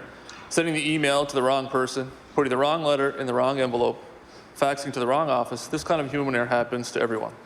However, in our health system, which continues to rely very heavily on faxes as means of communication, other departments have declared how many human error-related privacy breaches they've experienced, but the information is less clear from the Department of Health and Wellness.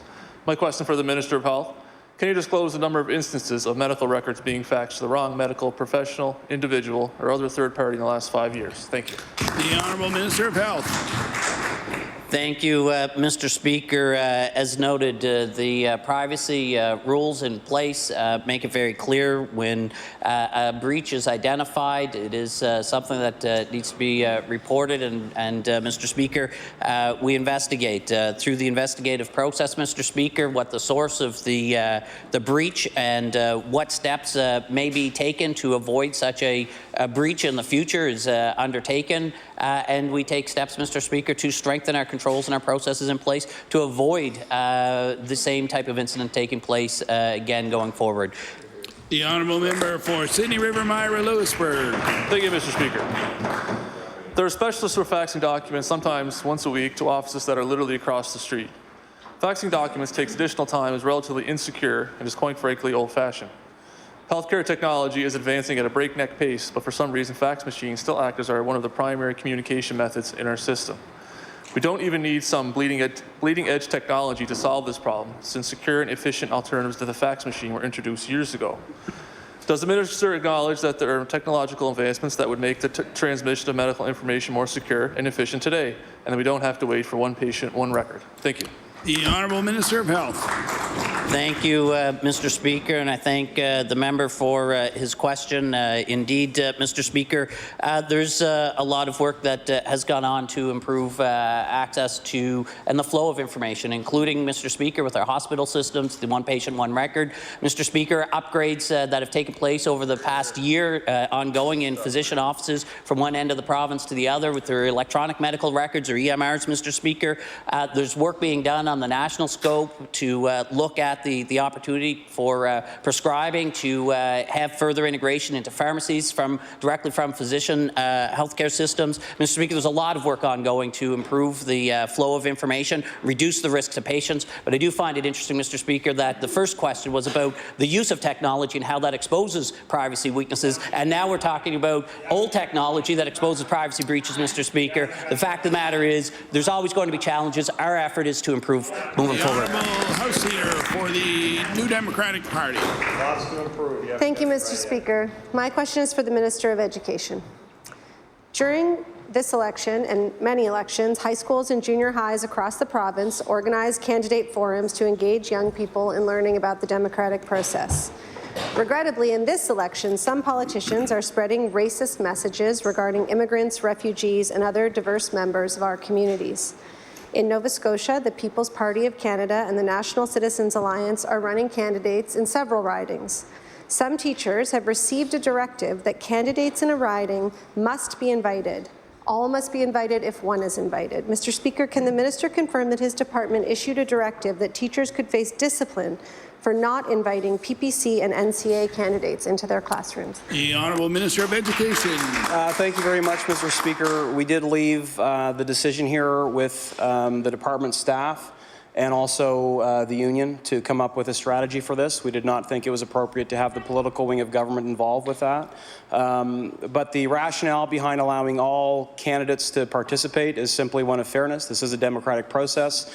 We do want our students to be able to see the various thoughts and opinions that are out there and understand the debate. However, we do have some protections in place when it comes to language around hate or discrimination. That is found in our code of conduct, and any visitor, including a candidate of a particular party, would need to follow that code of conduct to enter into one of our schools, and if they do not follow that code of conduct, they will be asked to leave. The honourable member for Dartmouth South. Thank you, Mr. Speaker. Mr. Speaker, I thought that the buck passing stopped with the elimination of school boards, but apparently not. I would be shocked to hear our colleagues in the education centres and the unions agree with this decision. Mr. Speaker, the Education Act defines unacceptable behaviour as behaviour that endangers the well-being of others or significantly disrupts the learning of others, and includes discriminatory behaviour or racist behaviour. And Mr. Speaker, I think we're all sophisticated enough in this chamber to understand what a dog whistle is, and that's something that can fall on the ears of a 16 or 17-year-old the same way it can fall on ours.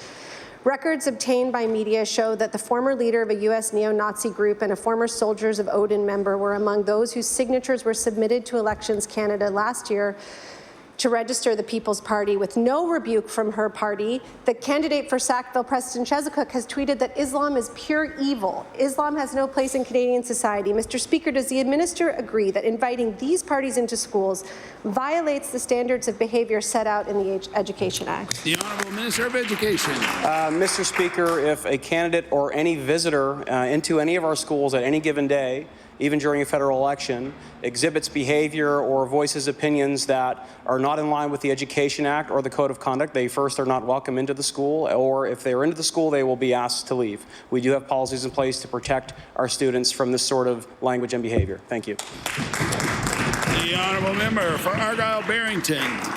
Mr. Speaker, I want to bring to the Minister's attention an issue that my predecessor raised quite often here in this House.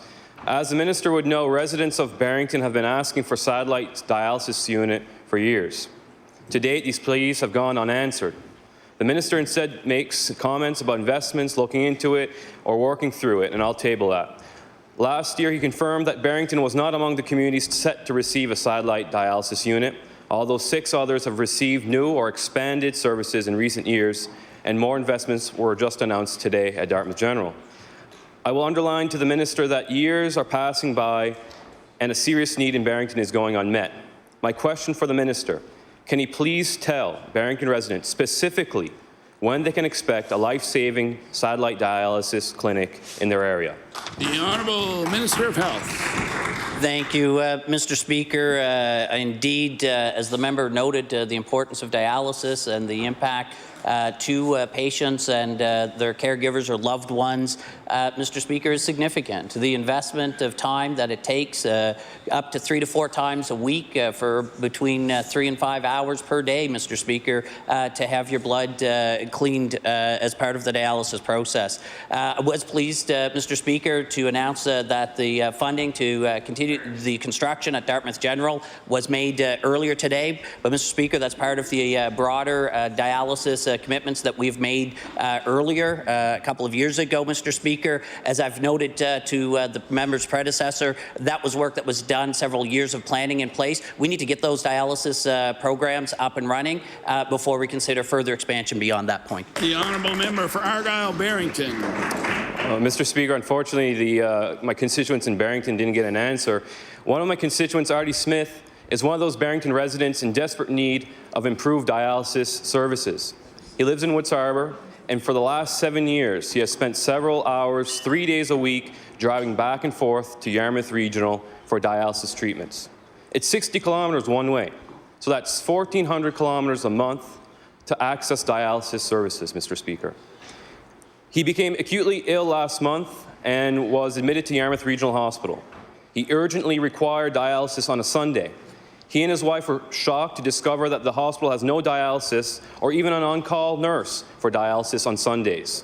The option available was to send a dialysis nurse from Halifax at great expense to the hospital and to risk endangering Artie's life if the nurse did not arrive on time. Does the minister think that an emergency on-call dialysis nurse should be required at Yarmouth Regional on Sundays, and will he work with the NSCHA to establish this position? Honourable Minister of Health. Thank you, Mr. Speaker. As I'd indicated in my first response, as the member referenced in the specifics of his follow-up question, this is the impact of dialysis on those who are receiving it and on their loved ones. Again, for those of us that may never have experienced it, it's hard for us to really truly comprehend and appreciate what that type of commitment, time commitment, and the interruptions that it takes. Again, 3 to 4 days a week, upwards of 4 to 5 hours per day, Mr. Speaker, to receive this life-saving treatment. That, Mr. Speaker, is why we've invested to expand the access to dialysis across the province at 6 different sites, Mr. Speaker. That work is ongoing to get those sites up and running. The honourable member for Cumberland North. Thank you, Mr. Speaker. We want to protect our own children whenever possible, and certainly my colleagues and I here in the Progressive Conservative Caucus want to make sure we're protecting the children of this province. We learned recently in the spring that Nova Scotia has some of the lowest vaccination rates for measles in the country. In fact, only Nunavut has a lower vaccination rate. Our rate is 71.7%, and the national average is 85.7%, and I'll table that document. Over the long term, Mr. Speaker, insufficient vaccination rates pose a serious public health threat to our population. My question to the Minister of Health is, can he let us know what his department is doing to protect the children of this province and ensure we improve vaccination rates to all children? The Honourable Minister of Health. Thank you, Mr. Speaker, and thank the member for this important question. Indeed, it's true that vaccination and receiving vaccinations, including the flu shot, Mr. Speaker, which will be coming on stream for all Nova Scotians, not just our youth. But for our vaccination programs, there have been expansions into the schools for certain vaccines, Mr. Speaker, that are taking place. From a clinical perspective, I certainly take the lead from our public health officials. But indeed, part of that work, Mr. Speaker, is to remind all Nova Scotians of the importance of obtaining the vaccinations, keeping the vaccinations up to date, not just for youth, Mr. Speaker, but indeed for our entire population. Honourable member for Cumberland North. Mr. Speaker, the World Health Organization cites vaccination hesitancy as one of the top 10 global threats in 2019, and I'll table that document. But vaccination hesitancy is just one reason that we believe vaccinations are dropping. The other is accessibility. The fact of the matter is Nova Scotians without a family doctor struggle to receive their vaccinations. There is a direct link, we believe, with the fact that many Nova Scotians do not have access to primary health care, basic health care in this province. My question to the minister is, how can he guarantee that all children in the province of Nova Scotia have access to receive their vaccinations, these life-protecting vaccinations that they all deserve? The Honourable Minister of Health. Thank you, Mr. Speaker. Well, I believe I can guarantee because for youth who are in need, Mr. Speaker, public health officials can help by providing vaccinations if necessary. So that's how I can guarantee the access, Mr. Speaker. But to the premise of the member's starting point, suggesting that vaccination rates are somehow lower or impacted by access to primary care, there's a flaw in the logic there, Mr. Speaker, because Nova Scotia has one of the best access relative to our national counterparts. We're in the top of the comparator across our provinces with access to primary care. So, Mr. Speaker, the premise of the question was actually flawed from that point. The Honourable House Leader of the Official Opposition. Mr. Speaker, a question for the Minister responsible for the NSLC. It's been almost 1 year since cannabis was legalized. Now, the RCMP reports in Nova Scotia that they issued 172 tickets and 47 warnings related to drivers illegally transporting cannabis. I'll table that. That works out to about a ticket every couple of days. Drivers are purchasing the product and leaving it in their front seat. Does the government need to do a better job of educating cannabis buyers to keep them on the right side of the law? The Honourable Minister of Justice. Thank you, Mr. Speaker, and I appreciate the question. We recognize, Mr. Speaker, that there are high incidents of this particular offence that my colleague has identified, so much so, Mr. Speaker, that we worked with Communications Nova Scotia to develop a short video that's been on the TV for some time now that identifies this very apparent offence and, Mr. Speaker, the solution to that offence. The descriptors in this video are very good and it meets the intended purpose of my colleague's question. The Honourable House Leader for the Official Opposition. Mr. Speaker, I can appreciate the Minister of Justice answering this question. My line of questioning was directed more so towards NSLC policy and how the NSLC is dealing with this, but I'm certainly happy to hear an answer from whoever, Mr. Speaker. When cannabis retail began at the NSLC, the product was provided to customers in a small paper bag, and there was even a sticker affixed to the bag to keep it closed, and it said, "Keep sealed while in store." There was even pictures of it in the newspaper for those of us who haven't actually gone in and purchased any. So, Mr. Speaker, there may be a good reason for this, but since last October we have heard reports that the product is no longer being provided to customers in sealed bags. Can the Minister explain why the change in this policy? The Honourable Minister of Justice. Thank you, Mr. Speaker. As recently as last week, the RCMP did a public information session at their headquarters in Dartmouth where they invited media and others, where they actually demonstrated the process, Mr. Speaker, in securing these products in the trunk or in areas of other vehicles, either single-use or dual-passenger motorcycles. So, Mr. Speaker, my understanding is up until this very last week, those very products were being used. The Honourable Member for Pictou Centre. Thank you, Mr. Speaker. Mr. Speaker, my question is for the Minister of Community Services. Mr. Speaker, as we are all aware, recreational marijuana is now legal in Canada. When speaking with a few constituents, they claim the benefits of medical marijuana helps them manage chronic conditions. However, if you are a recipient of income assistance in our province and require financial support to provide you the opportunity and ability to see your medical specialist outside your immediate area, the policy does not permit any support due to the fact that the matter involves marijuana. Question to the Minister: does the Minister recognize the unacceptable situation that exists under this current policy? The Honourable Minister of Community Services. I'm sorry, I did have some trouble hearing the member's question. So the member was saying that if a community member needs some help getting to see a physician to get medical marijuana prescribed, and if that's outside their area, they aren't able to access money to get the transportation money to get there. Is that what the member was saying?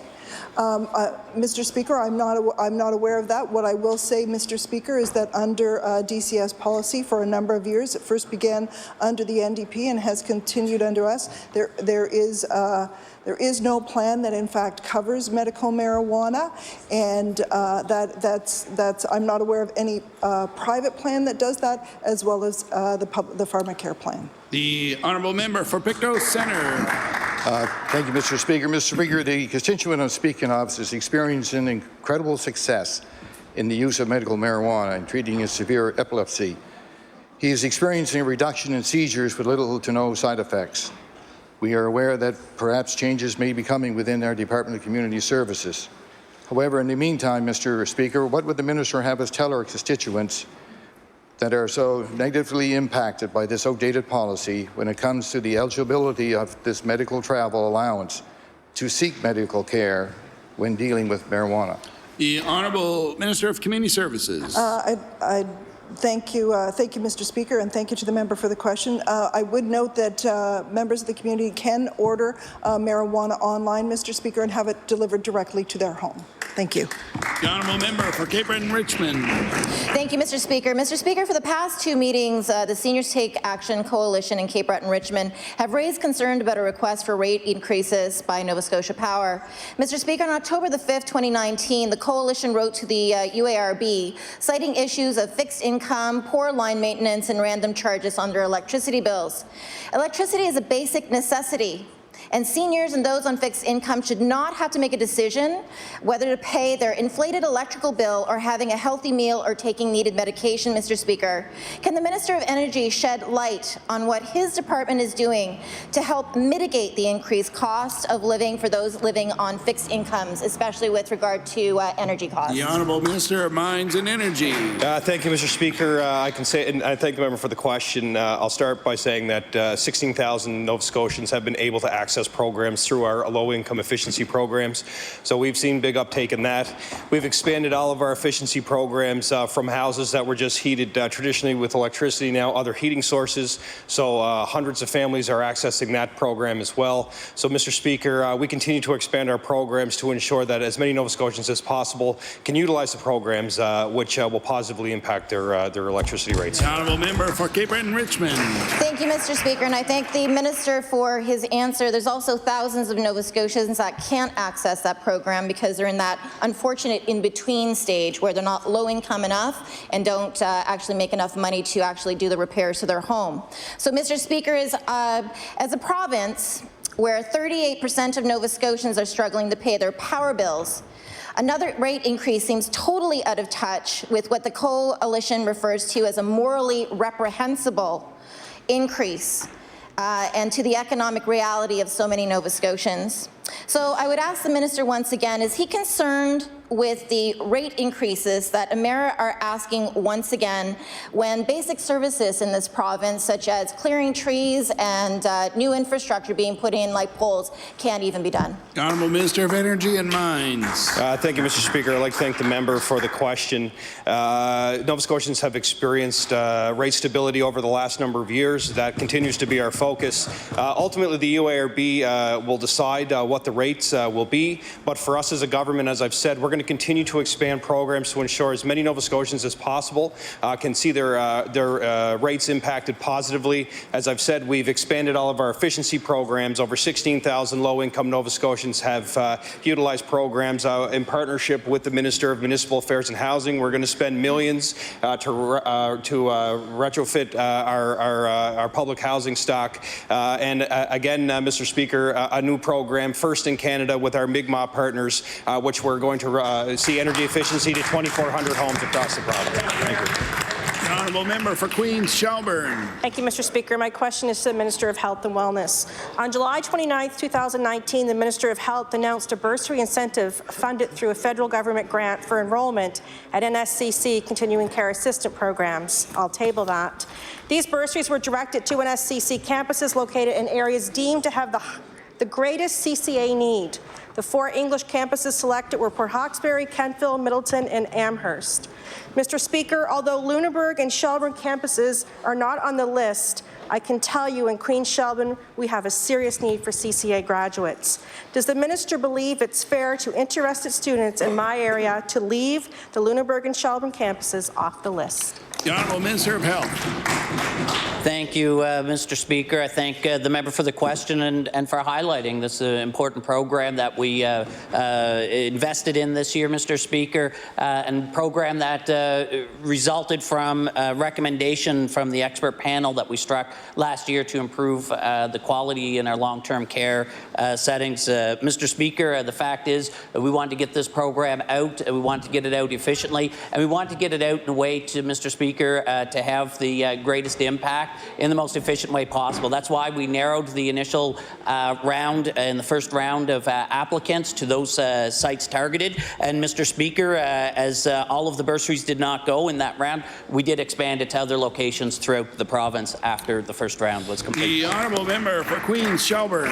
Mr. Speaker, we spoke with the NSCC and were told that the announced CCA bursary funding was only a one-off for 2019-20 and that it would be determined in July or August of 2020 whether the program would be reinstated for upcoming semesters.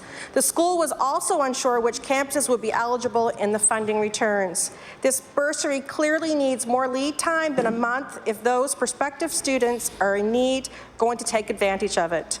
And there needs to be clarity around who was going to be eligible. My question is, will the minister commit to reinstating the CCA bursary in the 2021 school year, publicizing it with more than a month's notice and including the Lunenburg and Shelburne NSCC campuses? The Honourable Minister of Health. Thank you, Mr. Speaker. Thank the member for the question. Indeed, we received recommendations in January of 2019, Mr. Speaker. We took those recommendations and we took action on them, Mr. Speaker. Just a few weeks ago, released an update, Mr. Speaker, after 9 months of progress based upon all of those recommendations. There's been progress being made on the short, medium, and long-term recommendations that have come forward. We've taken a lot of steps, Mr. Speaker. This bursary program is just one of those recommendations. We did move very quickly. We wanted to get the funding out this year. That's exactly what we did. The honourable member for Sackville-Beaverbank. Yeah, thank you very much, Mr. Speaker. Mr. Speaker, on Friday I stood and was about to ask a question to the Minister of Health, and it was a follow-up of the previous week, but unfortunately I ran out of time and wasn't able to ask that question. So with that, I would like to ask the Minister of Health very quickly. Minister, did you have a nice Thanksgiving? Honourable Minister of Health, order please. Time allotted for oral questions put by members to ministers has expired. Just go on. We'll talk about it afterwards. We'll now move on to government business. The Honourable Government House Leader. Thank you, Mr. Speaker. Would you please call public bills for second reading? We'll now call public bills for second reading. Mr. Speaker, would you please call Bill number 189, the House of Assembly Act? We'll now call Bill number 189, the House of Assembly Act. The Honourable Minister of Justice. Thank you, Mr. Speaker. Mr. Speaker, I move that Bill number 189, an act to amend Chapter 1, the 1992 supplement of the Revised Statutes 1989, the House of Assembly Act, be now read a second time. Mr. Speaker, I'm pleased to speak today about amendments to the House of Assembly Act that will provide clarity to elected officials and protect against potential conflicts of interest. The House of Assembly Act already requires sitting MLAs to resign when they run for federal office. The change today, or introduction, will clarify when MLAs who have decided to run for another level of office must resign their seat in the Provincial House of Assembly. With this amendment, Mr. Speaker, MLAs will need to give notice of the resignation immediately after being selected in a nomination contest or otherwise chosen by a federal political party, or if running as an independent candidate once confirmed as a candidate under the Canada Election Act. Notice would also be required once an MLA has been officially nominated to run in a municipal election or is selected in a nomination contest or otherwise chosen by a political party to run in another province's provincial election, or, Mr. Speaker, if running as an independent candidate once confirmed as a candidate under that province's elections legislation. Mr. Speaker, this change will help ensure MLAs who decide to run for another level of government are free to focus on that new work and are protected from perceived, potential, or actual conflicts of interest. Mr. Speaker, I think it's important to note that this amendment pertains to MLAs who are running for office at another level of government. Elected MLAs who are running for re-election are not impacted by these changes, nor should they be. As we all know, Mr. Speaker, when an election is called, the business of government must continue for the benefit of the citizens of Nova Scotia. Cabinet ministers are needed and required to execute the mandate of their departments and government. The continuation of these roles is critical to the seamless operation and delivery of government programs and services for Nova Scotians. And, Mr. Speaker, members of the legislature still serve their constituents right up until Election Day. Service to constituents who elected us is exactly what this bill aims to achieve. The people we serve expect that there will be clear rules in place to determine when MLAs who are pursuing new opportunities should resign. Mr. Speaker, there are rules currently, however, there has been confusion around the timeline. This change is about ending your commitment to one elected office in pursuit of another elected office. Currently, MLAs can continue to hold their seat for extended periods even after being selected as a candidate for another level of government. This can be as late as 21 days before Election Day, leaving the potential for months of campaigning for another elected office while still being expected to fulfill their current responsibilities as an MLA. This change supports a more transparent system of democracy with clear expectations and rules that will benefit most MLAs, both MLAs and the people we serve. With those few comments, Mr. Speaker, I look forward to the comments of my colleagues. The honourable member for Queens Shelburne. Thank you, Mr. Speaker. I'm happy to rise and speak to Bill 189, House of Assembly Act amended. Mr. Speaker, this bill is the right thing to do. This bill makes persons who run for the House of Commons, the legislature, or another province or territory or municipal office in Nova Scotia ineligible to serve as members of the House of Assembly upon the earlier of being chosen by a political party or confirmed as a candidate. This bill means that an MLA cannot hold on their job and its salary while campaigning for another job. Amendments will enshrine in law that when an MLA is selected in a nomination contest or otherwise chosen by a political party registered under the Canada Elections Act or the elections legislation of another province of Canada to be a candidate for that party for the representation of any electoral district in the House of Commons or the legislature of another province in Canada, or is confirmed as a candidate under the Canadian Elections Act or the elections legislation of another province of Canada for the representation of any electoral district in the House of Commons or legislature. These defined changes to the House of Assembly Act will provide clarity. When members of the Legislative Assembly choose to seek office for another level of government, and it will protect the member from perceived conflicts of interest and allowing them to focus on the work that they have chosen. Mr. Speaker, our constituents expect us as MLAs to focus on the job that we were elected to do, and that is to serve and represent the issues of our constituency.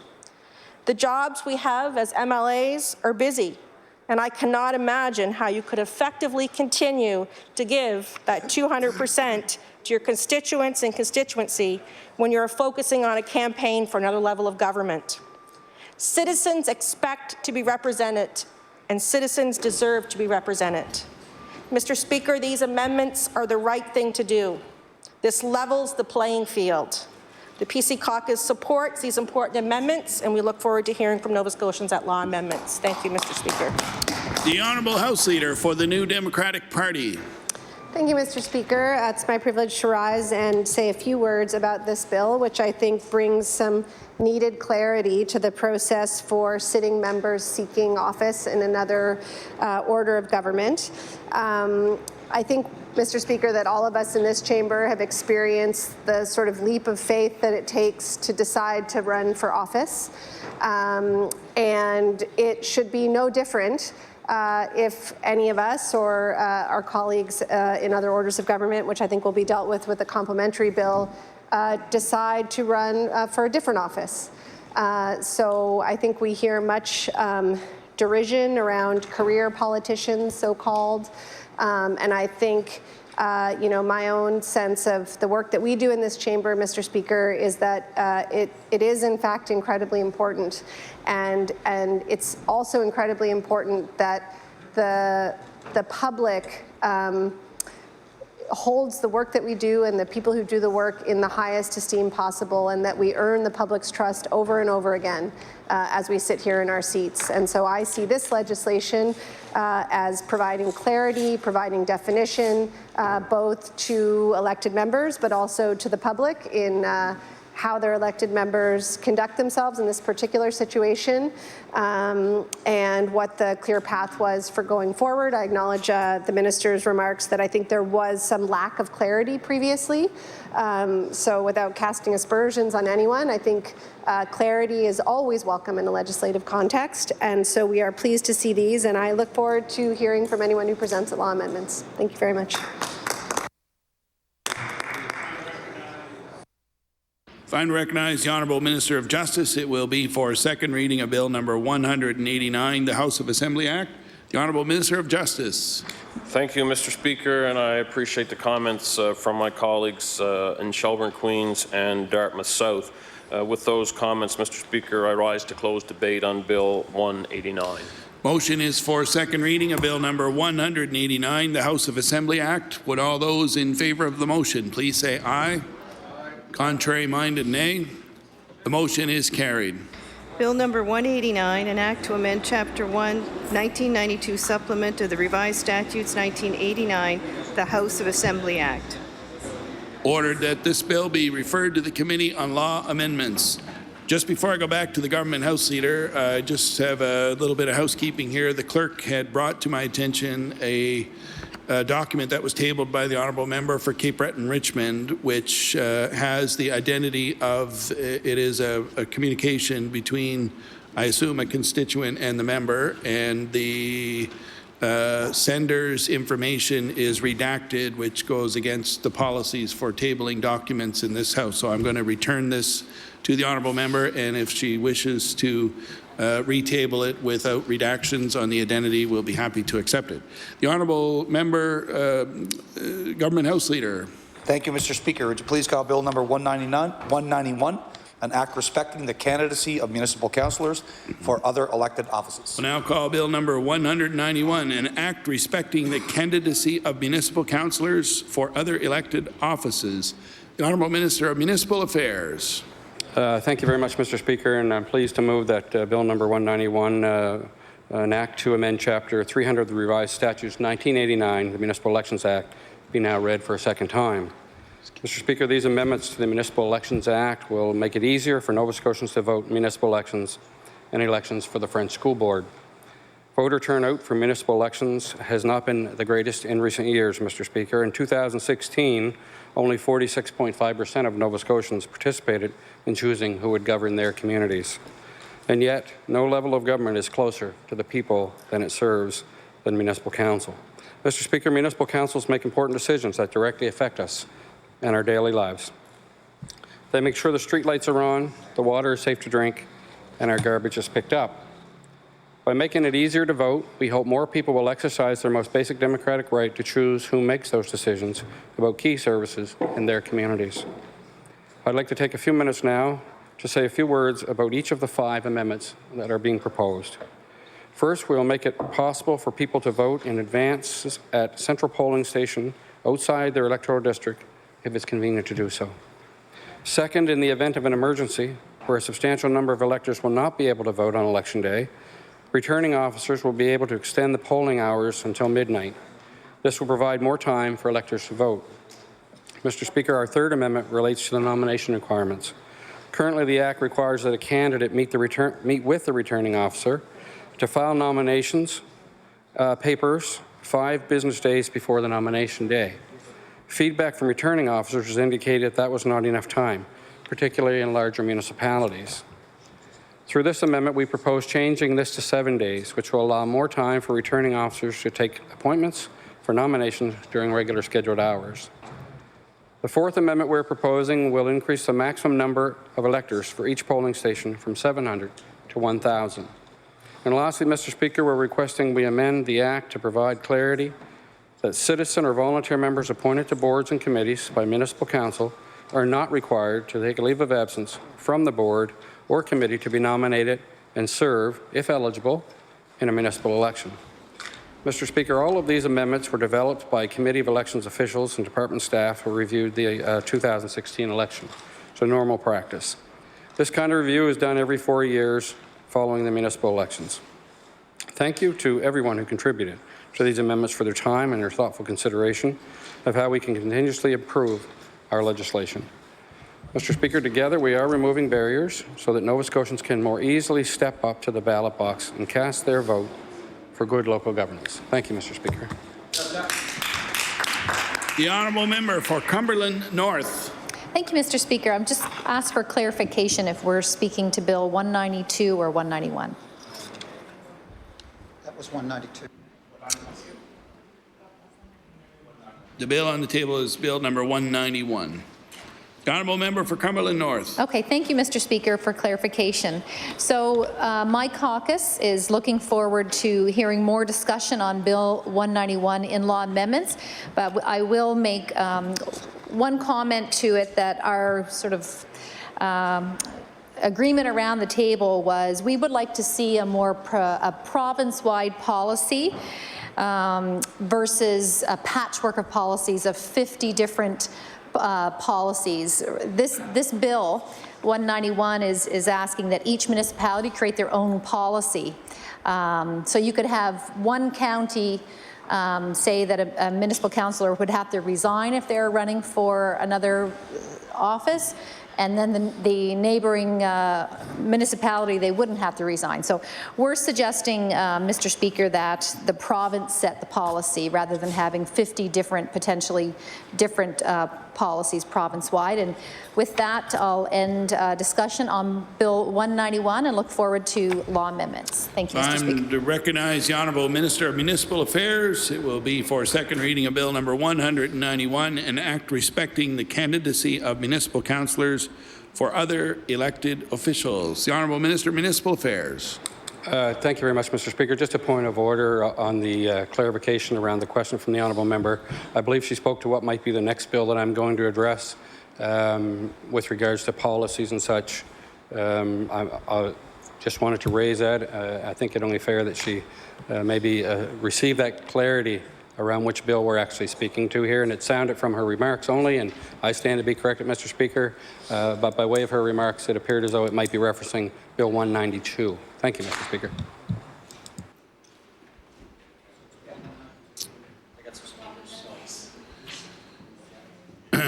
The honourable member for Halifax Needham.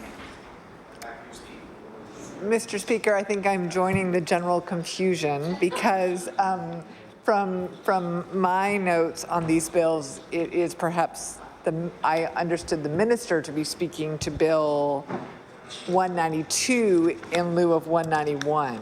But we are currently debating Bill 191. And so I will continue with that. So we're glad to see municipalities given the ability to create policies around councillors who are seeking other levels of office. And we look forward to hearing at law amendments if there's any particular concerns about that being left to municipalities, because you know, it's interesting in this province, we often seem to leave things to municipalities in some circumstances when they have asked for clarity from the province, and then in other circumstances, in fact, their requests are left on the minister's desk for many years, without action taken on them when that initiative is coming from municipalities. And one thing that this is making me think of is how unfortunate it is that a request made years ago by both the Nova Scotia Federation of Municipalities and Halifax Regional Municipality was not addressed at this juncture, which was a request which is reflected, in fact, in a bill from the NDP caucus, which would allow permanent residents to vote in municipal elections. This seems like a perfect juncture to respond to that request, which I know has had, you know, considerable support, and I think which caused real excitement at the time that Halifax you know, raised that. It was shortly before I was elected in a by-election, and going door to door and often encountering permanent residents. They were very excited to see that was going to happen. They had an expectation that it would happen because it had been requested by the Halifax Regional Municipality, and yet here we are, you know, a year out from the next municipal election, and there has been no action on that. And frankly, I have not heard an explanation that is adequate. And I think in this moment of the federal election, when, you know, certainly when I've been volunteering, I've been encountering permanent residents who are volunteering. It's good to get people involved. It's good to create new pathways for people to get involved in our community. And we know that sometimes for any number of reasons, people may be permanent residents for a long period of time, but certainly at the level of municipal government decision making, their voices can really contribute. And so why not allow them to vote? But that's not what we're talking about. We're talking about apparently Bill 191, and we look forward to hearing from folks at law amendments. Thank you. So just to provide some clarity here, there is some confusion because the bills are similar and they are sequential. I'm going to give the minister the opportunity again to stand up and start the discussion over again for Bill number 191, an act respecting the candidacy of municipal councillors or other elected offices. And we will give every member that wants to speak to this bill a chance or a second chance, whatever the case may be. And we'll ask the minister to move that 191 one more time. The Honourable Minister of Municipal Affairs. Mr. Speaker, you'd swear I just arrived in this House. After all the years I've been here, I'm still learning, so I beg your indulgence. Two bills with 191 written on them, probably not helpful, Mr. Speaker, but that's my problem. I do thank the honourable members for their patience here, and correctly, I will move Bill number 191 to be read for a second time. That does indeed involve the candidacy of municipal councillors for elected offices. I'm not going to go through all of what I had read earlier again, Mr. Speaker, although they are different, and I see the honourable member clapping over there. I can appreciate that.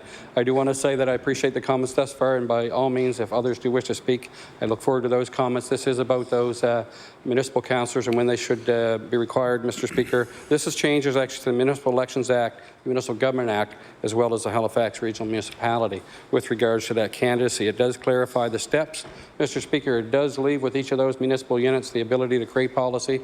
We've had some initial conversations with the NSFM, and I think I said earlier in media and the bill briefing, Mr. Speaker, that we would like to see certainly one policy across the board. We will work with our team of municipalities like we do on every other issue. That would certainly be our goal, but this is an enabling piece of legislation. There would be some variables between the different municipalities, Mr. Speaker, but generally speaking, these rules would be consistently applied across, and we would expect the consistency to be there. And we have a great partner in the NSFM, and we look forward to working with them in the consultation period that we will go through to get there. So with those few words and my apologies to the members of this House, Mr. Speaker, I move Bill 191 now be read a second time. Does the honourable member for Cumberland North wish to speak to this bill again? The honourable member for Sackville-Cobequid. Thank you, Mr. Speaker, and I'm still learning as well. So I have a little bit of experience, recent experience with the intent of this bill. What I'd like to say, though, is that what perhaps the government is trying to achieve is not going to be achieved here. This, unlike the bill introduced a moment ago, does not provide that clarity nor that definition. What it talks about is a municipal unit being able to decide what it wants to do. It talks about deciding whether one ought to resign, if one ought to take a leave of absence, and also, too, if you decide not to resign, if you take a leave of absence, here are some of the criteria. Do you do it with pay, without pay? Then it also talks about, should you decide not to resign, then you actually would have to take a look at some other things. So the intent here, I think, is to provide clarity around the process and the things that a municipal unit would consider.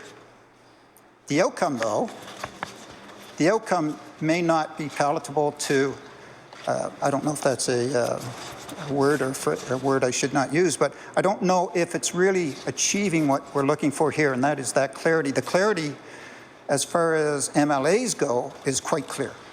That's great. A councillor, I would suspect, would also look for that clarity. I can tell you that in the recent election, there was great clarity within the municipal unit as to what was permitted and not permitted. And that was substantiated by the Chief Electoral Officer of Nova Scotia. So that could still happen. That could absolutely still happen. It also could be, though, that the municipality would take a policy and say that a member would have to resign, a councillor would have to resign. And if this is a by-election situation, perhaps, and this does not necessarily distinguish between a general election or a by-election, the member, the councillor, would be faced with a decision. Are the constituents to be unrepresented at two orders of government? That is the big question. And there is no evaluation of performance of members of this House of Assembly. There is no measure of performance by a councillor nor a member of Parliament. So then what are you faced with? Some people will say that I will serve my residents, those who elected me. So people holding these positions have already been elected and have a duty to that until such time as they are not, until such time as they are elected to another position or to another job. And that holds true for most. So I believe in the intent of this piece of legislation. I do not believe it goes far enough. If legislation can decide that a member of the Legislative Assembly cannot do certain things, then why not decide that a municipal councillor cannot do certain things? So we need clarity there too, in my opinion. I'd ask that people look at this again, and I'll leave it at that. Thank you, Mr. Speaker, and thank you, Minister, for clarifying which bill you were talking on. I appreciate that. And it's one of those things where the process is so important. Our democracy is so important. One of the fundamental things that people expect is representation, no matter what order of government. So we have the ability to artificially say, you will not be represented at 2 orders of government in this particular case. We are having that impact. So the one thing I want to bring up is, how can we reduce the amount of time that there is no representation? Perhaps we should be looking at, in the case of a by-election, a period in time that is much shorter than some experienced in 6 months minus a day to decide on when an election would be held. Maybe it would be beneficial to reduce that amount of time of non-representation at a couple of orders of government. And I would suggest perhaps that is something we need to look at later. In addition, we have the case of general election. And when would somebody decide that they are going to run for, according to the bill, and be accepted either by a political party or be accepted by the electoral officer as a candidate? That length of time could be, quite possibly, 12 months, 24 months in advance.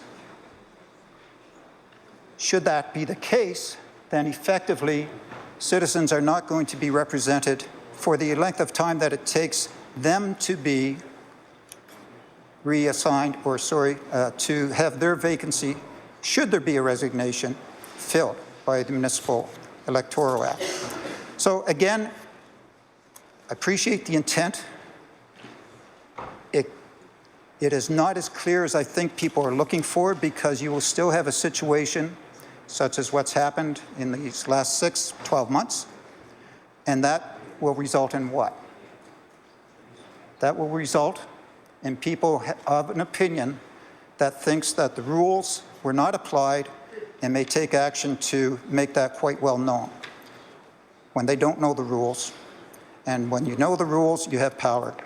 I think what I'm asking for, I know what I'm asking for, is to make clarity here when it comes to municipal elected office, what those rules are, bearing in mind that the fundamental case in my point is that there has to be representation. There has to be representation. So if there's going to be no representation, let's make that period of non-representation as small as possible. And I think the House of Assembly has that responsibility at some point to take a look at. Mr. Speaker, thank you very much. I sit now. I recognize the Honourable Minister of Municipal Affairs. It will be for second reading of Bill number 191, an act respecting the candidacy of municipal councillors or for other elected offices. The Honourable Minister of Municipal Affairs. Thank you, Mr. Speaker. And again, I appreciate the comments and the indulgence of the House while I get the numbers straight. And some comments just quickly to close here. I want to be clear, Mr. Speaker, on this piece. This is an autonomous level of government who are elected by the people. to make decisions. This is a tool for them and an opportunity for them to put in a policy that is responsible and what they would consider to be the right mechanism that would speak to all of these things, Mr. Speaker. We passed a bill in this House, or didn't pass this bill. We've introduced a bill and have moved it forward this very day, talking about what MLAs do and the rules around that in this House. And I believe, Mr. Speaker, it is most appropriate for those councils to have an opportunity to have that discussion along with us. And we will do that, Mr. Speaker, going forward. Their input and guidance along this will be quite important. As the honourable member who just spoke know, as I know, and others in this House who have come from the municipal world, we understand clearly how it can be clouded as to what the rules have been. We also need to make sure that that is clear. We want people to understand what those rules are as well. Not only the councillors, but the citizens that may have an opportunity one day to run. And of course, we want to encourage people to run. This is good for democracy, Mr. Speaker, and we want to continue to work with them and to show the leadership that they require and their leadership and their input, Mr. Speaker. So. With those few comments, I move to close debate on Bill number 191. The motion is for second reading of Bill number 191, an act respecting the candidacy of municipal councillors for other elected offices. Would all those in favour of the motion please say aye. Contrary-minded, nay. The motion is carried. Bill number 191, an act respecting the candidacy of municipal councillors for other elected offices. Ordered that this bill be referred to the Committee on Law Amendments. The Honourable Government House Leader. Thank you, Mr. Speaker. Would you please call Bill number 192, the Municipal Elections Act? We'll now call Bill number 192, the Municipal Elections Act. The Honourable Minister of Municipal Affairs. Thank you, Mr. Speaker, and given that I've already delivered the remarks for this particular bill, I won't go through that again. There are 5 very important pieces here, though. I'll just remind the members that we're talking about changes to the Municipal Elections Act, the ability to allow municipal councils, Mr. Speaker, or not municipal councils, returning officers to do a number of different things, Mr. Speaker. I think it's important that we address those. Getting people out to vote, the more we can get them out, the higher the numbers. Their democratic right, we want them to express it. We want to make it easier for them to do so, Mr. Speaker. So with those few comments, I will move second reading of Bill number 192. Thank you, Mr. Speaker. The Honourable Member for Cumberland North. Thank you, Mr. Speaker. And regarding an act to amend Chapter 300 of the revised statutes of 1989, the Municipal Elections Act, our caucus is looking forward to hearing comments in law amendments. I was curious, Mr. Speaker, what other provinces' legislation is regarding these matters, and all of the bills that we've talked about today, I think, including this one, Mr. Speaker, that we all want to see it easy as possible for those that want to serve in elected office, the ability to do so. And I do echo my colleagues' comments, Mr. Speaker, that representation of all people should be of the utmost priority, and we would like to see that taken into consideration for all of these bills presented today. And again, I look forward to comments in law amendments. Thank you, Mr. Speaker. The Honourable Member for Halifax Needham. Thank you, Mr. Speaker. I'm pleased to rise and speak very briefly to this bill that amends the Municipal Elections Act. I think any change that makes our electoral system stronger and possibly more reflective of the population that we serve, any such changes are welcome. And we know that municipal politics and the municipal level of government in Nova Scotia is crucially important and delivers many essential services, and yet voter turnout in municipal elections are low. So I welcome these amendments, which have come forward through a review process following the last municipal elections, and we look forward to seeing them hopefully result in higher voter turnout in 2020. And we'll be glad to support those or to consider any further improvements. Thank you, Mr. Speaker. Trying to recognize the Honourable Minister of Municipal Affairs. It will be to close second reading of Bill number 192, the Municipal Elections Act. The Honourable Minister of Municipal Affairs. Thank you, Mr. Speaker, and I want to thank the honourable members across the way for their comments as well. We look forward to getting to law amendments also and back to proceed through this House. And again, thank the members for their comments. I would move to close debate on Bill number 192. Thank you, Mr. Speaker. Motion is for second reading of Bill number 192, the Municipal Elections Act. Would all those in favour of the motion please say aye. Aye. Contrary-minded, nay. Motion is carried.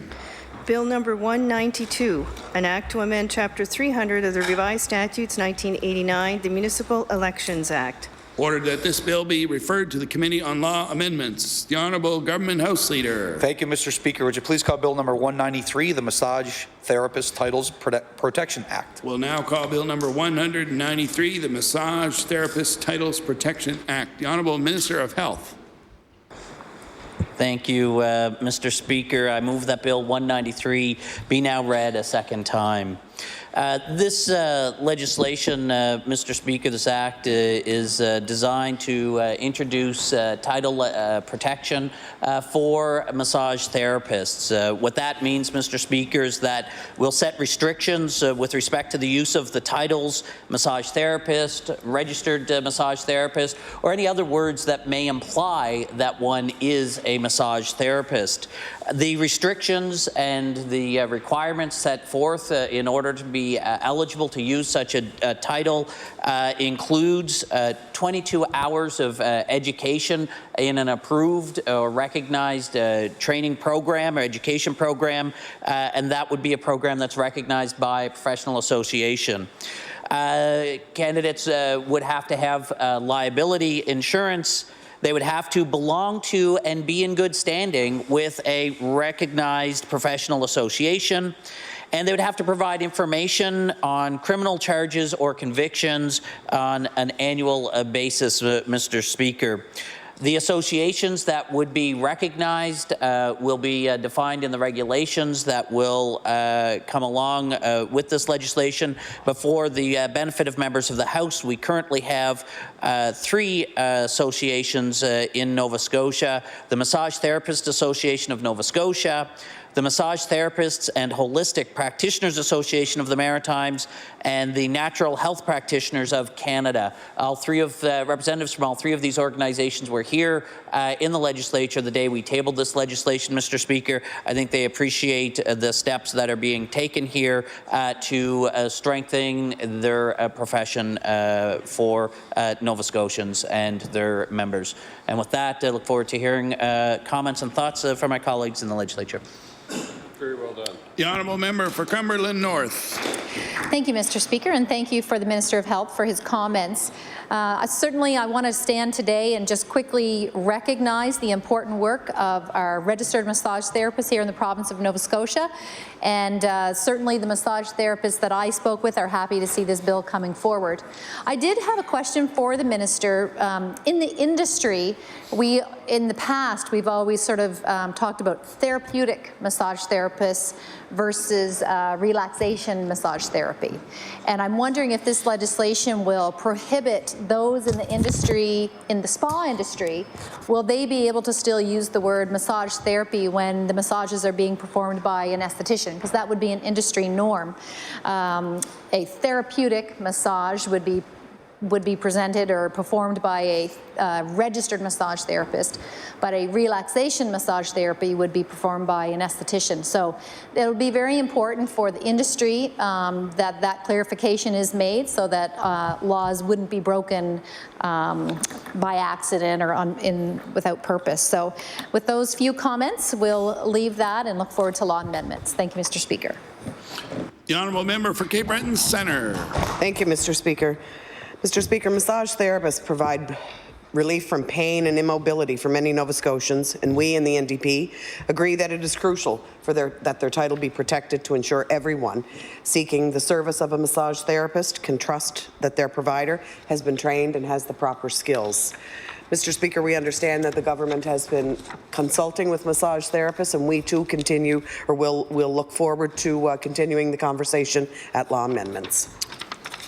Fine to recognize the Honourable Minister of Health. It will be to close second reading of Bill number 193, the Massage Therapist Titles Protection Act.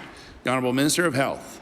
Thank you, Mr. Speaker. I thank my colleagues across the way for their preliminary support for the steps being taken. I believe we all look forward to law amendments to hear feedback there. To the one question that came forward, the legislation as crafted would apply to anyone using the term massage therapist or registered massage therapist. So I guess to the extent that someone may distinguish or believe that their services do not require or warrant such such requirements of the training and so forth, and joining a massage, a recognized professional association representing massage therapists, they wouldn't have to, but they could not hold themselves out as being a massage therapist or suggest that they are such. So they would have to differentiate their services from those of a massage therapist. But we wouldn't prevent them, if they were so inclined, they could meet the requirements, which again, as I've mentioned briefly, were the training, education, the 2,200-hour course program, be a member of a professional association, have your liability insurance, and indeed make sure you provide the criminal information on charges or convictions. And that is a requirement to be updated each year. And so with that, Mr. Speaker, I too will look forward to hearing in law amendments and continuing to move this bill through. And with that, I move to close debate on second reading for Bill 193. The motion is for second reading of Bill number 193, the Massage Therapist Titles Protection Act. Would all those in favour of the motion please say aye. Aye. Contrary-minded, nay. Motion is carried. Bill number 193, an act to protect the titles of massage therapists. Ordered that this bill be referred to the Committee on Law Amendments. The Honourable Government House Leader. Thank you, Mr. Speaker. That concludes the government business for today. I move that the House now rise to meet again tomorrow, Wednesday, October 16th, between the hours of 1 p.m. and 5:30 p.m. And with, of course, tomorrow being Opposition Day, Wednesday, it is the agenda goes to the NDP. So I don't know if there's someone on that side to call business. Just 1 second. The Honourable Deputy House Leader for the New Democratic Party. Thank you, Mr. Speaker. I'll make sure, try not to get my numbers mixed up. So tomorrow we will be calling Bill 76, the Rental Fairness Affordability Act, and Bill 176, Occupational Health and Safety Act, an act to amend respecting mental health.